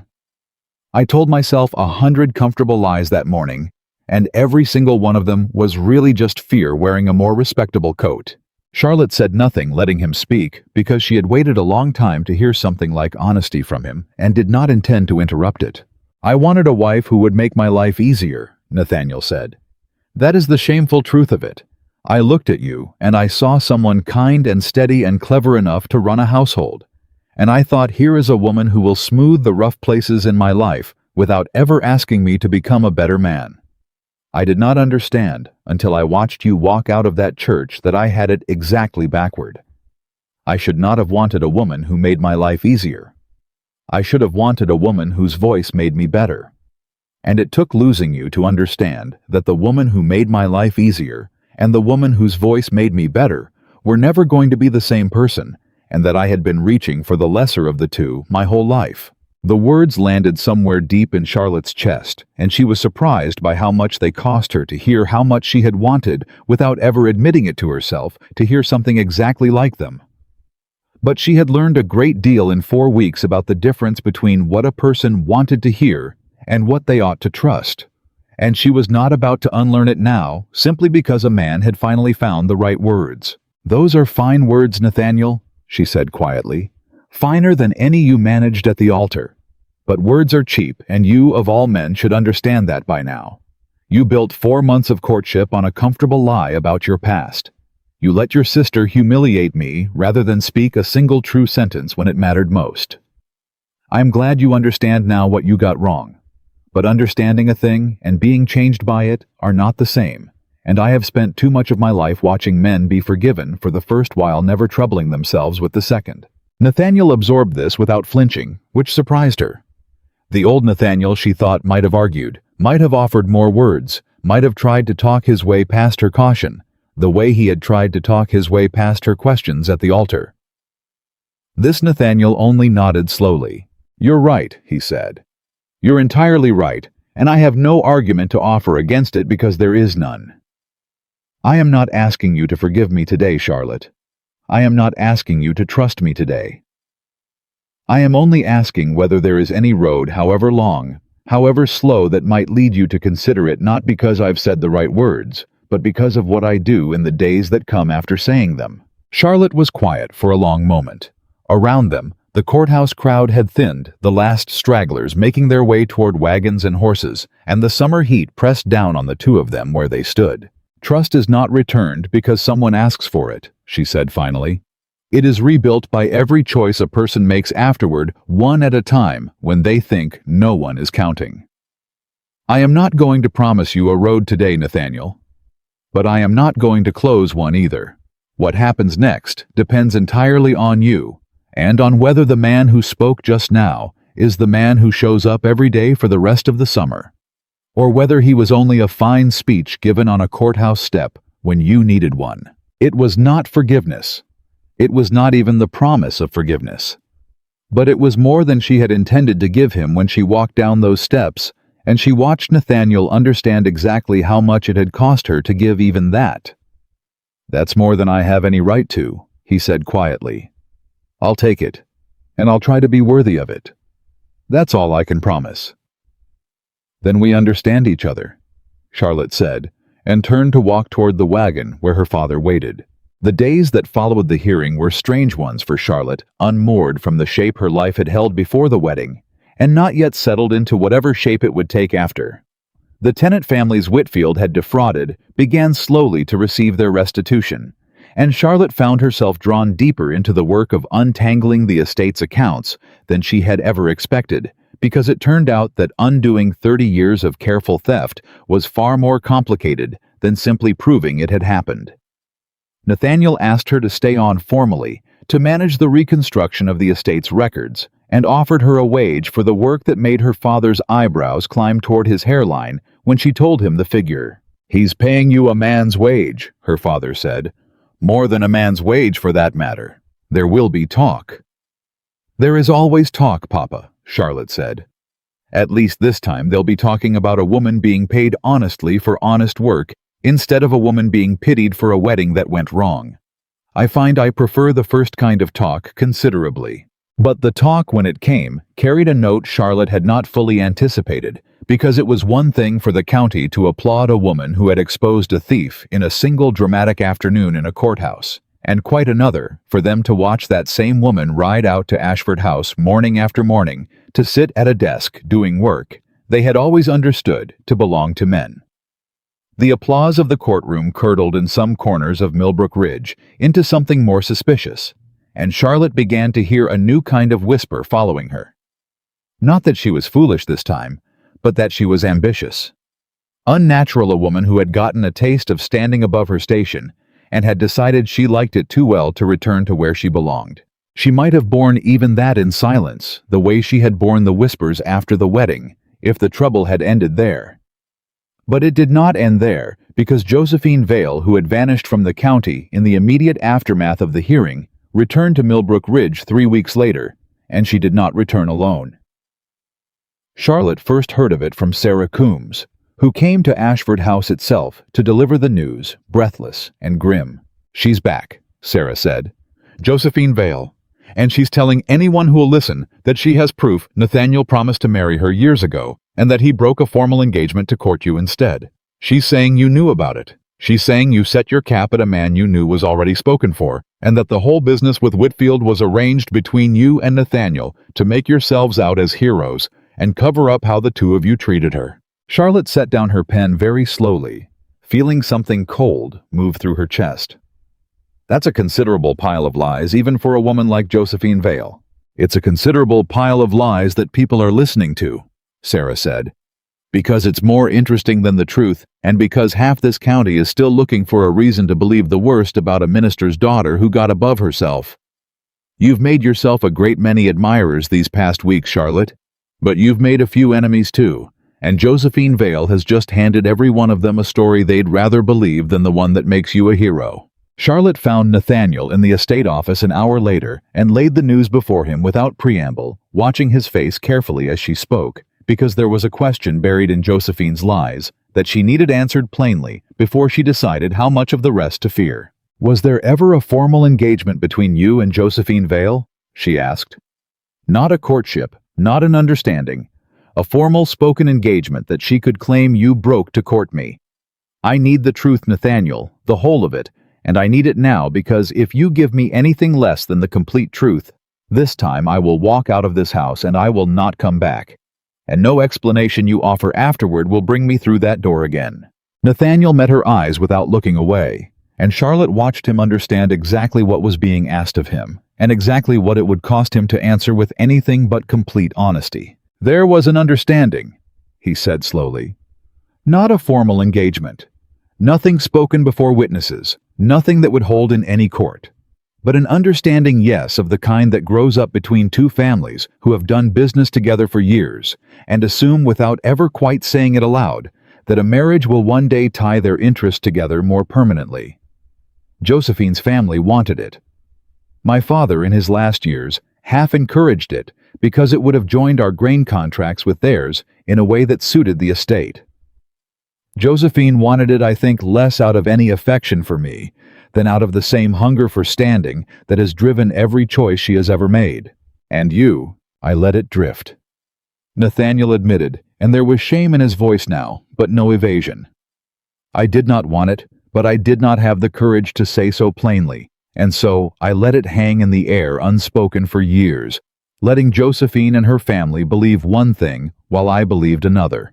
When I met you, I finally understood what I actually wanted, and I broke off whatever unspoken understanding had existed with Josephine, but I did it coldly and clumsily, and without ever giving her the honest conversation she deserved. That is the truth, Charlotte.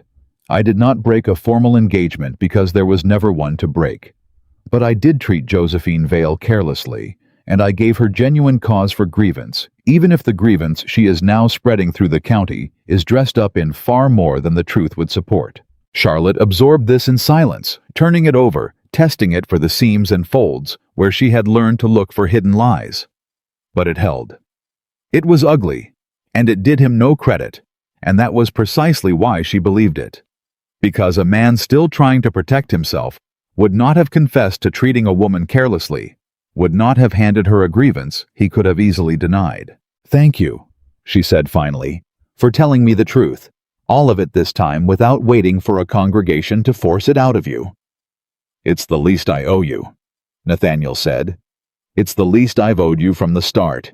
"Then here is what we're going to do about it," Charlotte said, and something in her voice made Nathaniel straighten in his chair. "We are not going to hide from Josephine Vale's story, and we are not going to let it fester in whispers where we can't answer it. Whispers are where lies grow strongest, Nathaniel. I learned that after the wedding when the whole county decided what to make of me before I ever had a chance to speak for myself. I will not make that mistake twice. We are going to bring the truth into the open, into the light where Josephine's version and the real one can stand side by side and let people judge for themselves. How? Josephine claims you and I arranged the whole business with Whitfield to make ourselves heroes and cover up how we treated her. Very well. Then let the county see exactly how the two of us treated the people this estate actually wronged. Not Josephine Vale, who wanted a marriage for standing and had her feelings bruised when she didn't get it, but the 11 tenant families who lost years of their lives to a theft they never agreed to. Let them see the restitution being paid publicly in the open, with every family able to speak for themselves about what was taken and what has been returned. Josephine's story is that we are frauds who dress up self-interest as virtue. The answer to that is not to argue. The answer is to show the county exactly what our virtue looks like when it's actually being practiced, and let them compare it to a woman who came back to Millbrook Ridge with nothing to offer but a story designed to tear other people down. Nathaniel looked at her for a long moment, and something like wonder crept into his expression. "You think of everything, don't you?" "I think of what's in front of me," Charlotte said. "And what's in front of us is a choice between letting Josephine Vale write the story of who we are or writing it ourselves through what we actually do. I know which one I intend to choose." They organized it over the following week, and it was Charlotte's idea to hold the public accounting at the church, the same church where she had walked out on her own wedding, the same church where the county had first decided she was a fool. She understood the symmetry of it, and she intended to use it.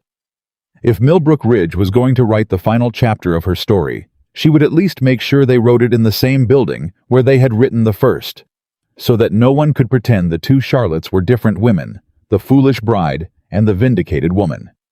They were the same person. They had always been the same person.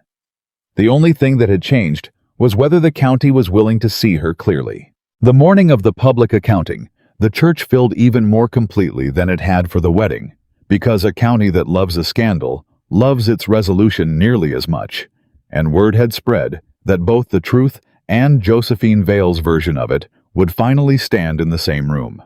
Charlotte stood at the front of the church, not at the altar this time, but beside a plain table where the estate's corrected accounts were laid out for anyone to examine, and one by one the tenant families Whitfield had defrauded came forward to speak. The Coyle family came first, the same family whose receipt Charlotte had found hidden behind newer ledgers weeks earlier, and the father, a weathered man named Thomas Coyle, who had spent 3 years believing he owed a debt he had already paid, stood before the county with his hat in his hands and his voice rough with an emotion he clearly had not expected to feel. "For 3 years, Thomas Coyle said, I told my children we could not afford things other families could afford because I believed we owed money to the Ashford estate.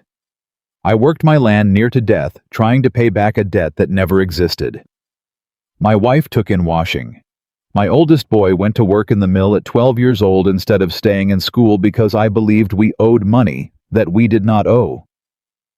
He turned toward Charlotte then, and his voice cracked. This woman found the truth of it. She found the receipt in my own hand that proved I'd paid what I paid when 3 years of asking the man who managed these accounts got me nothing but more debt piled on debt. I don't know how to thank a person for giving me back 3 years of my life, ma'am. I don't reckon there are words for it, but I wanted this whole county to hear me say it. Whatever anyone's telling you about Miss Hayes, you remember that she gave my children back their father's honest name, and she did it for people who had nothing to offer her in return. The church was very quiet when Thomas Coyle finished, and Charlotte felt the sting of tears she refused to let fall, because she had not expected this had not organized the accounting to be thanked, but simply to show the truth. And the truth had turned out to carry more weight than any argument she could have made. One by one the other families came forward, each with their own version of the same story, Years lost to a debt that never existed, dignity stripped away by a thief who had counted on their powerlessness, and then, at last, restitution, and the return of something harder to name than money. And with each family that spoke, Charlotte watched the county's mood shift in the room around her, watched the suspicion that Josephine Vale had planted begin to wither in the face of 11 families testifying to exactly the kind of virtue Josephine had accused Charlotte of faking. Josephine Vale had come, of course. Charlotte had counted on it. She sat near the back of the church, in another expensive gown, her face growing tighter and paler with each family that came forward. And when the last of them had spoken, she rose to her feet, apparently unable to bear the direction the morning had taken. "This is all very moving," Josephine said, her voice carrying through the church with the practiced projection of a woman used to being listened to. "But it changes nothing about how I was treated. Nathaniel Ashford promised himself to me, and this woman knew it, and the two of them have arranged this entire spectacle to make themselves out as saints, while I am left to bear the shame of a broken promise." The church stirred, and Charlotte felt every eye turn toward her, waiting to see how she would answer. She had prepared for this moment. She had known Josephine would not be able to resist it. And she had decided days earlier exactly how she would respond. Not with anger, not with accusation, but with the one thing Josephine Vale had never once offered anyone in her life. "Miss Vale," Charlotte said, and her voice was gentle, which was not what Josephine or the county had expected. "I am sorry." The church went silent. Josephine's mouth opened, slightly thrown off balance by the last words she had expected to hear. "I am sorry that you were treated carelessly," Charlotte continued. "Nathaniel has told me the truth of what passed between your families, and I will not stand here and pretend you have no grievance at all, because that would be its own kind of lie, and I am done with lies of every size. There was an understanding between your family and his. He let it drift for years rather than speak honestly, and when he finally chose differently, he did it clumsily and without the honest conversation you deserved. That was wrong of him. I have told him so myself. You were treated carelessly, Miss Vale, and you have every right to be angry about it." Josephine stared at her, visibly unmoored, because she had come armed for a fight, and Charlotte had simply refused to give her one. "But," Charlotte said, and now her voice hardened just slightly, "being treated carelessly does not give you the right to invent a formal engagement that never existed, or to accuse me of scheming at a marriage I did not know was ever in question, or to tell this county that the restitution being paid to 11 honest families is some kind of fraud dressed up as virtue. You have a real grievance, Miss Vale, and you have buried it under a mountain of lies so large that no one can find the true thing underneath. If you had come to Millbrook Ridge and simply said, 'Nathaniel Ashford treated me poorly, and I am hurt,' I would have stood beside you and said, 'She is right, and he should be ashamed.' But you did not come for the truth. You came for revenge, and you were willing to trample 11 innocent families to get it. That is the difference between us. I have never once needed to lie about what was done to me, because the truth was damning enough on its own. Can you say the same?" The church was utterly silent. Josephine Vale stood frozen at the back of the room, and Charlotte watched the county's sympathy, which Josephine had spent 3 weeks carefully cultivating, drain away from her in the space of a single honest speech. Because Charlotte had not attacked her. Charlotte had granted her the one true grievance she had, and then laid bare gently and completely every lie she had wrapped around it. And there is no defense a liar can mount against someone who freely concedes the small truth in order to expose the larger falsehood. Josephine Vale left the church without another word, and this time Charlotte understood she would not be coming back, because a county that will forgive a woman for being wronged will not forgive a woman for trying to weaponize 11 innocent families in service of her own wounded pride. When she was gone, the church remained quiet for a moment, and then Magistrate Cross, who had come to observe the accounting, rose from his seat. "I have sat in judgment over a great many disputes in this county," he said, "and I have rarely seen a matter settled as thoroughly or as fairly as I have seen it settled here this morning. Miss Hayes, this county owes you an apology it will likely never fully pay. But I will offer mine now freely, and I would encourage every honest person in this room to do the same." Charlotte stood at the front of the church, and for the second time in her life, She watched the congregation of Millbrook Ridge rise to its feet, not in the stunned silence of the day she had walked out on her wedding, but in something warmer and harder won, the acknowledgement of a county that had been wrong about her twice, and had finally at last decided to be right. Her father found her afterward when the church had emptied, and only the two of them remained standing near the same altar where everything had begun. "Your mother," he said quietly, "would have been unbearable with pride today. She'd have been insufferable about it for weeks. I'd have had to hear about it every single morning over breakfast." Charlotte laughed, the sound catching slightly in her throat. "I wish she could have seen it, Papa." "She saw it," her father said with the quiet certainty of a man who had spent his life believing in things he could not prove. "One way or another, I have no doubt at all that she saw it." Charlotte looked around the empty church at the altar where she had returned a ring and walked out into an uncertain future 4 weeks earlier, and understood that she was standing in exactly the same place, and yet everything about her standing there had changed. She had walked out of this church with nothing but her dignity, and she had walked back into it with the respect of the entire county, and the strangest part of it all was that the dignity had never once required the respect to be real. She had been whole the whole time. It had simply taken the county the length of a summer to see it. Nathaniel was waiting for her in the churchyard. When she finally stepped out into the fading afternoon light, standing a respectful distance away, his hat in his hands, making no assumptions about whether she wished to speak to him at all. "That was the finest thing I have ever watched anyone do," he said quietly. "The way you handled her. You could have destroyed her, Charlotte. The whole county was waiting for you to destroy her, and you had every right to. Instead, you gave her the one true thing she was owed, and let her destroy herself with everything else. I don't think I have ever understood you as completely as I did in that moment, and I don't think I have ever admired anyone half as much." "I didn't do it to be admired," Charlotte said. "I know," Nathaniel said. "That's precisely why I admire it." They stood together in the churchyard for a long moment, the summer evening settling gold and quiet around them, and Charlotte felt something shift in her chest. Not the whole of her heart, not yet, but a small, cautious loosening of the guard she had kept up so carefully since the morning she walked out of this same church. She was not ready to forgive him entirely. She was not ready to trust him with the certainty she had once foolishly offered him before she understood what he was. But she had watched him over 4 weeks show up every single day, do the difficult work of confronting what he had gotten wrong. Tell her the complete truth, even when a lie would have served him better, and stand back and let her own strength shine, rather than trying to shield her from a fight she was more than capable of winning herself. She had told him that trust was rebuilt by every choice a person made afterward, and she had watched him choice by choice begin to rebuild it. "You've done well this summer, Nathaniel," she said finally. "Better than I expected. Better, I think, than you expected of yourself." "I had good reason to," he said. "The best reason I've ever had." Charlotte allowed herself a small smile, the first she had offered him freely since before the wedding. "Don't get ahead of yourself. A summer is not a lifetime, and I am not an easy woman to satisfy." "I have never once wished you were easier," Nathaniel said. "I spent my whole life wanting easy. It nearly cost me everything worth having. I have no intention of making that mistake again."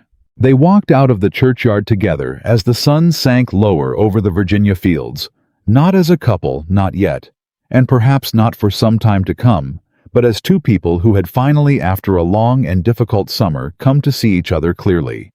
Which Charlotte had come to understand was the only foundation on which anything lasting could ever truly be built. The summer that had begun with a ring returned at an altar gave way to autumn, and in the months between, Charlotte Hayes became something Millbrook Ridge had never quite had before. A woman whose name was spoken not with pity and not with suspicion, but with a kind of careful respect that people extended to a person they had learned at some cost to their own pride that they could not afford to underestimate. The work at Ashford House had grown into something far larger than the untangling of Whitfield's theft. Charlotte had reconstructed the estate's account so completely that Nathaniel now understood for the first time in his life exactly where every dollar of his family's fortune came from and exactly where it went. But she had done more than reconstruct the past. She had begun with Nathaniel's blessing and increasingly with his active partnership to reshape how the estate treated the people who worked its land. The tenant agreements Whitfield had used as instruments of quiet theft, Charlotte rewrote as instruments of fairness, plain enough that any tenant who could read might understand exactly what he owed, and exactly what he was owed in return.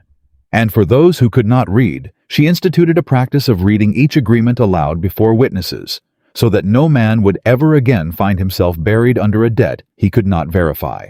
It was Thomas Coyle, the tenant, who had spoken so movingly at the church accounting, who first put into words the thing the whole county had begun to feel. "You've made this a place a man can trust again, ma'am," he told her one afternoon, standing at the door of the estate office with his hat in his hands, come to sign one of the new agreements. "My father worked this land, and his father before him, and there was never a day in all that time when a tenant could look at the accounts and know for certain he wasn't being cheated. There wasn't the trust for it. Now there is. You built that. I don't reckon there's a man on this estate who doesn't know it." Charlotte had learned over the months to accept such thanks without deflecting them, because she had come to understand that deflecting a person's gratitude was its own small unkindness, a way of telling them their feelings did not matter enough to be received. "I only did what any honest bookkeeper ought to do, Mr. Coyle," she said. The trouble was never that it was hard. The trouble was that no one thought a woman ought to be the one doing it. "Well," Thomas Coyle said with the particular gruff finality of a man who had made up his mind about something and did not intend to revisit it, "they can think what they like. I know what I know." But the county's respect, hard-won as it was, did not mean the county had entirely stopped watching, and there remained one question hanging over Charlotte's life at Ashford House that Millbrook Ridge could not seem to leave alone, the question of what exactly she was to Nathaniel Ashford now. She rode out to his estate every morning. She sat at his desk. She reshaped his fortune and his household, and some said the man himself. And yet there had been no announcement. No formal courtship anyone could point to, nothing to satisfy the county's need to file a woman neatly under some heading it already understood. Charlotte knew the whispers had begun again, quieter this time, less cruel, but persistent, all the same whispers that wondered whether she was a mistress in all but name, whether she was too proud to marry the man she clearly worked so closely with, whether Nathaniel was too ashamed of how he had treated her to offer marriage a second time. The truth was simpler and more complicated than any of the county's theories. The truth was that Nathaniel had been courting her slowly and carefully for months, but he had been courting her in a way no one in Millbrook Ridge would have recognized as courtship, because it did not involve any of the things the county understood as the markers of a man's intentions. He did not bring her flowers. He did not make grand declarations. He did not press her for an answer to a question he had not yet earned the right to ask. Instead, he showed up every day and did the work beside her and listened to her opinions as though they carried the full weight of her intelligence, rather than the diminished weight the world usually assigned to a woman's thoughts, and slowly, choice by choice, day by day, he rebuilt the thing he had shattered at the altar. It was late autumn, the harvest in, and the first cold nights settling over the valley, when the thing between them finally came to a point. They were in the estate office going over the year's final accounts, and Charlotte had just finished showing Nathaniel that the estate for the first time in years had ended a season with more money than it began. Not because the harvest had been extraordinary, but because for the first time in a decade, no one was quietly stealing from it. "You've done it," Nathaniel said, staring at the figures. "You've actually done it, Charlotte. You've saved this estate, not just from Whitfield, from the slow ruin it was sliding into long before he ever put his hand in the till. This family would not exist in 20 years without what you've done this summer. I want you to understand that plainly, because I don't think you fully do. You did not simply catch a thief. You saved everything my father and his father built, and you did it starting from the morning I gave you every reason in the world to let it all burn." Charlotte set down her pen. "I didn't do it to save you, Nathaniel. I've told you that from the beginning." "I know," he said. "You did it for the Coyles and the 11 families and every honest person who deserved better than what my family's carelessness handed them. I know why you did it. That's not what I'm trying to say." He rose from his chair and came around the desk to stand before her, and there was something in his manner that made Charlotte go very still, some resolution she had not seen in him since the day on the courthouse steps. "I'm trying to say that I have watched you for 6 months now. Charlotte Hayes and I have fallen more completely in love with you, with every single day of it, and I have said nothing, because I made you a promise on those courthouse steps that I would let my actions speak before my words, and I have tried to keep that promise, even when it nearly killed me to stay silent." Charlotte's heart had begun to beat hard against her ribs, but she kept her face composed, kept her voice level, because she had learned long ago never to let a feeling run ahead of her judgment. "And what is it you want to say now?" she asked quietly. "I want to say that I understand finally the difference between the woman I thought I wanted before I met you and the woman I actually need," Nathaniel said. "The woman I thought I wanted would have made my life smooth and quiet and easy. You have done nothing of the sort. You have challenged me, corrected me, refused to spare my feelings when my feelings needed no sparing, and made me into a better man than I had any right to become entirely against my own inclination toward comfort and cowardice. I do not want an easy life, Charlotte. I learned that lesson at more cost than I can bear to think about. I want a life beside a woman whose voice makes me better every single day, until the day one of us dies. I want you, not as an arrangement, not to steady the estate, not because the county expects it.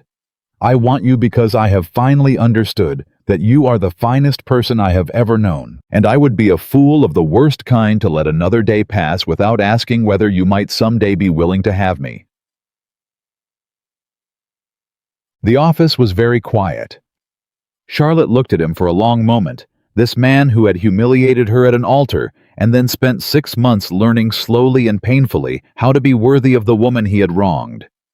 And she felt rising in her chest the answer she had known was coming for weeks now, though she had not let herself name it until this exact moment. "You asked me a question once before," she said, "in front of 400 people at that altar without ever having told me the truth about your own life. Do you remember what I did?" "You walked out," Nathaniel said quietly. "As you should have." "I walked out?" Charlotte agreed. "Because you asked me to give you my life without ever once giving me the truth about your own. That is not what you are doing now. You have given me 6 months of truth, Nathaniel. 6 months of showing up and doing the work and telling me hard things when comfortable lies would have served you better, and standing back to let me fight my own battles rather than trying to fight them for me. You have given me the one thing I asked for on the courthouse steps, which is not fine words, but the choices that come after them." She paused, and something softened in her expression. Something she had guarded carefully for a very long time. "So my answer is not the one I gave you at the altar. But I will not give you an easy answer either, because we have both learned this summer what easy things are worth." "Then give me any answer that isn't no," Nathaniel said. "I'll wait for the rest as long as you need me to." "My answer," Charlotte said, "is that I am willing to be courted properly, openly, in front of the whole county, so that no one will ever again whisper that I am something less than what I am. Not a mistress, not an arrangement. A woman being courted by a man who has finally learned how to see her. And if you can manage that, Nathaniel, if you can court me the way you should have from the very beginning honestly, and in the open, without hiding a single thing from me or from the county, then when you ask me the question again, I do not think I will walk out this time." Nathaniel's face broke into something Charlotte had never seen there before. Not the composed pride of the wealthiest man in 3 counties. Not the careful control he wore for the world, but a pure, unguarded joy that made him look for a moment years younger than the man who had stood so stiffly at the altar 6 months earlier. "I'll court you so openly," he said, "that the whole of Virginia will grow sick of hearing about it." Charlotte laughed, and it was a real laugh freer than any she had allowed herself since the wedding. "I'll hold you to that." He did hold to it.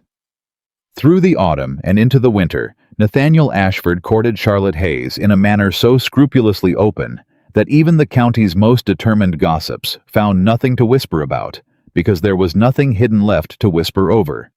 He called on her at her father's house in daylight, in full view of every neighbor with a window. He sat in the front pew of her father's church every Sunday morning and listened to the minister's sermons with a devotion that surprised the whole congregation. He asked her father's blessing formally, sitting in the small parlor of the little house where Charlotte had grown up, and Charlotte listened from the next room as her father made Nathaniel account in careful and unhurried detail for exactly how he intended to spend the rest of his life making up for the way he had begun it. "I treated your daughter carelessly," she heard Nathaniel say. "Worse than carelessly. I humiliated her in front of the whole county, and I did it out of cowardice, and I will not stand in your parlor and pretend otherwise because your daughter has cured me of the habit of pretending. I do not ask your blessing because I have earned it. I ask it because I intend to spend every remaining day of my life earning it, and I would rather begin that work with your blessing than without it." Charlotte heard her father's long silence and then his quiet answer. "My wife used to say a woman ought to be more afraid of an empty life than an uncertain one," her father said. "My daughter has never once feared an uncertain life. She feared, I think, a dishonest one, and you gave her every reason to fear exactly that when you began. But I have watched you these 6 months, Mr. Ashford, same as she has, and I have seen a man learn something most men never trouble themselves to learn at all. You have my blessing. Not because of who your family is. I never cared a whit for that, and neither did she. You have it because you have finally become the kind of man my daughter deserves, and because I believe you understand that becoming him once is not the same as remaining him, and that you will have to keep becoming him every day for the rest of your life." "I understand that better than I understand anything," Nathaniel said. "Your daughter taught it to me." The wedding, when it finally came, was held in the spring in the same church where Charlotte had returned a ring and walked out into an uncertain future a year before. She had insisted on that over the objections of nearly everyone because she understood the meaning of it in a way the rest of them did not. She would not be married in some grand cathedral in Richmond, would not let the story of her life be told as though the woman who walked out and the woman who walked back were two different people. They were the same woman. The church would be the same church. The only thing that had changed was that this time she knew exactly who she was marrying and exactly why, and there was not a single hidden thing standing anywhere in the room. There was no woman in a blue silk gown seated in the front pew this time. Josephine Vale had left the county for good, months earlier gone to relatives in Charleston. Her name spoken now in Millbrook Ridge, only as a cautionary tale about what happens to a person who tries to build a life on borrowed grievance and manufactured lies. The pearls that had once hung at her throat. The pearls that had belonged to Nathaniel's mother, that had been the first thread Charlotte pulled loose in the whole tangled skein of that terrible morning, hung now at Charlotte's own throat, given to her freely in the open, with the whole county as witness, so that no one could ever mistake their meaning again. Margaret Ashford sat in the second pew where she had sat a year before, but she was not whispering cruelty this time. She had become over the long months something Charlotte would never have predicted on the morning of the ruined wedding. Not a friend. Exactly, the two of them were too different and too proud for that. But an ally, a woman who had learned to respect Charlotte so completely that she had taken to defending her fiercely against anyone in the county, foolish enough to speak against her within Margaret's hearing. When Charlotte passed her pew on the way to the altar, Margaret reached out and briefly caught her hand, and the look that passed between them held everything that did not need to be said aloud. The apology long since made, and accepted the grudging respect that had grown into something like kinship, the understanding of two difficult women who had found against all odds that they were on the same side after all. Sarah Coombs sat near the front weeping openly, and without shame the first person outside Charlotte's own family who had looked at the woman who walked out of a wedding and seen not a fool but a person of rare courage. The 11 tenant families Charlotte had saved filled the pews behind her, come to witness the marriage of the woman who had given them back their stolen years, and Thomas Coyle stood at the very back with his children beside him. The same children who had lost a father's time and attention to a debt that never existed. Now grown a year older, and watching the woman who had made it right, and her father stood beside her at the altar, his hand steady on her arm, his face streaked with tears. He made no effort to hide the same tears he had wept in the courthouse the day his daughter proved the whole county wrong. "Your mother is here," he whispered to her just before the ceremony began. "I don't care what anyone says. She is here, and she is insufferable with pride exactly as I always knew she'd be." Charlotte laughed softly, and did not bother to wipe away the tears that came with the laugh, because she had spent a year learning that there was no shame in being moved by the things that mattered. The ceremony itself was simple. There was no grand display, no false perfection, none of the anxious performance that had filled the church a year before, when Charlotte had walked down the aisle, believing in a future that turned out never to have existed.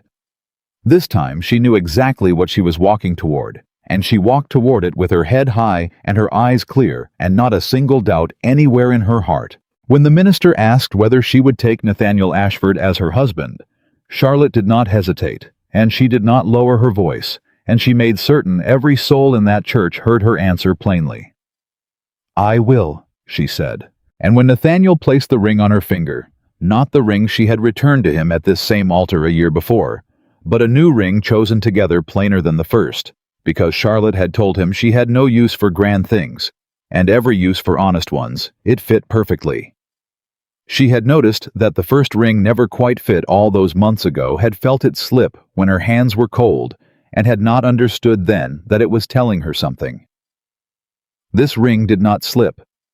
It settled onto her finger as though it had always belonged there, and Charlotte understood the difference completely, because she had spent a year learning to trust the small true things her senses told her, even when the world insisted she ignore them. After the ceremony, when the church had emptied out into the spring afternoon and the modest celebration had begun in the churchyard, no grand wedding breakfast this time, just plain food and honest company, and the whole county at last, entirely on Charlotte's side, Nathaniel found her standing apart for a moment near the church doors, looking back into the empty sanctuary.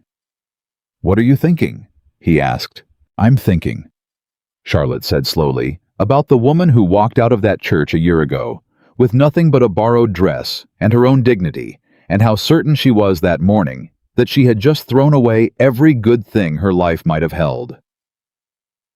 "And what would you tell her if you could?" Charlotte considered the question for a long moment. "I would tell her she was wrong," she said finally, "but not in the way she feared. She thought she was throwing away her future. What she was actually doing was refusing to accept a future built on a lie, and I would tell her that the future waiting for her on the other side of that refusal was better than anything she could have imagined standing at that altar. I would tell her that walking out of that church was the bravest and the wisest thing she ever did, and that everything good in her life afterward grew directly out of that single moment of refusing to pretend she did not see what was in front of her." She turned to look at Nathaniel, and then I would tell her not to trust it too quickly when the man who wronged her comes back and asks for another chance. Because the walking out was easy compared to what came after. The walking out only required courage. What came after required something harder. It required the willingness to let a person prove they had changed without ever once forgetting what they had been. Nathaniel was quiet for a moment. "You never did fully forget it, did you?" he said. "What I was." "No," Charlotte said. "And I never will. That's not a wound, Nathaniel. Don't hear it as one. It's the opposite. It's the reason I could marry you at all. If I had forgotten what you were, I would only be trusting who you seem to be now, and seeming as a fragile thing to build a life on. I remember exactly what you were. I remember the silence at that altar, and the cowardice, and the way you could not answer a single honest question when it mattered most. And I married you anyway, not because I forgot it, but because I watched you spend a year becoming someone else, and I believe in the someone else precisely because I never let myself forget the man he used to be. That is a stronger foundation than forgetting could ever be. Forgetting is what foolish women do. Remembering and choosing anyway, and holding a man to the person he has proven he can become, that is what a woman does when she has finally learned her own worth. Nathaniel took her hand, the hand with the ring that fit the hand she had used to place a different ring in his palm a year before, and pressed it to his lips. "I will spend the rest of my life," he said, "making certain you never regret remembering." "I know you will," Charlotte said. "That's why I married you." The county spoke of that wedding for years afterward, and the story of it grew and changed in the telling, as stories do. But the heart of it never changed, no matter how many times it was told over kitchen tables and church suppers and long winter evenings by the fire. The heart of it was always the same, that there had once been a woman in Millbrook Ridge, whom the whole county had called a fool for walking out of her own wedding, and that the woman had turned out to be the only clear-eyed person in a county full of comfortable liars, and that she had walked back into the same church a year later, not as a rejected bride, but as the woman who had saved an estate, freed 11 families, humbled a thief, unmasked a liar, and taught the richest man in 3 counties what a woman was actually worth. And the mothers of Millbrook Ridge, when their daughters grew old enough to be courted, would sometimes tell them the story of Charlotte Hayes, who became Charlotte Ashford, but never once became any less herself. They would tell it as a warning and a promise both. They would tell their daughters that a woman's worth was never measured by the title beside her name, or by the man who stood next to her at an altar, but by the courage she carried when no one was watching. The intelligence she refused to hide, even when the whole world told her to, and the dignity she kept intact even when keeping it cost her everything she thought she wanted. Never confuse a woman's silence with her weakness. Charlotte Hayes had stood silent in that church a year before. Silent as she pulled the ring from her finger. Silent as she placed it in a coward's palm. Silent as she walked away from a fortune. The whole county believed she should have crawled to accept, and that silence had turned out to be the loudest and the strongest thing Millbrook Ridge had ever heard.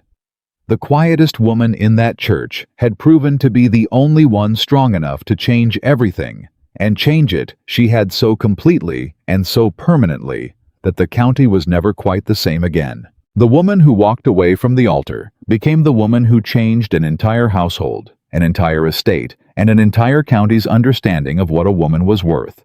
And she did it not by becoming someone new, but by refusing from the very first moment to be anyone other than exactly who she had always been.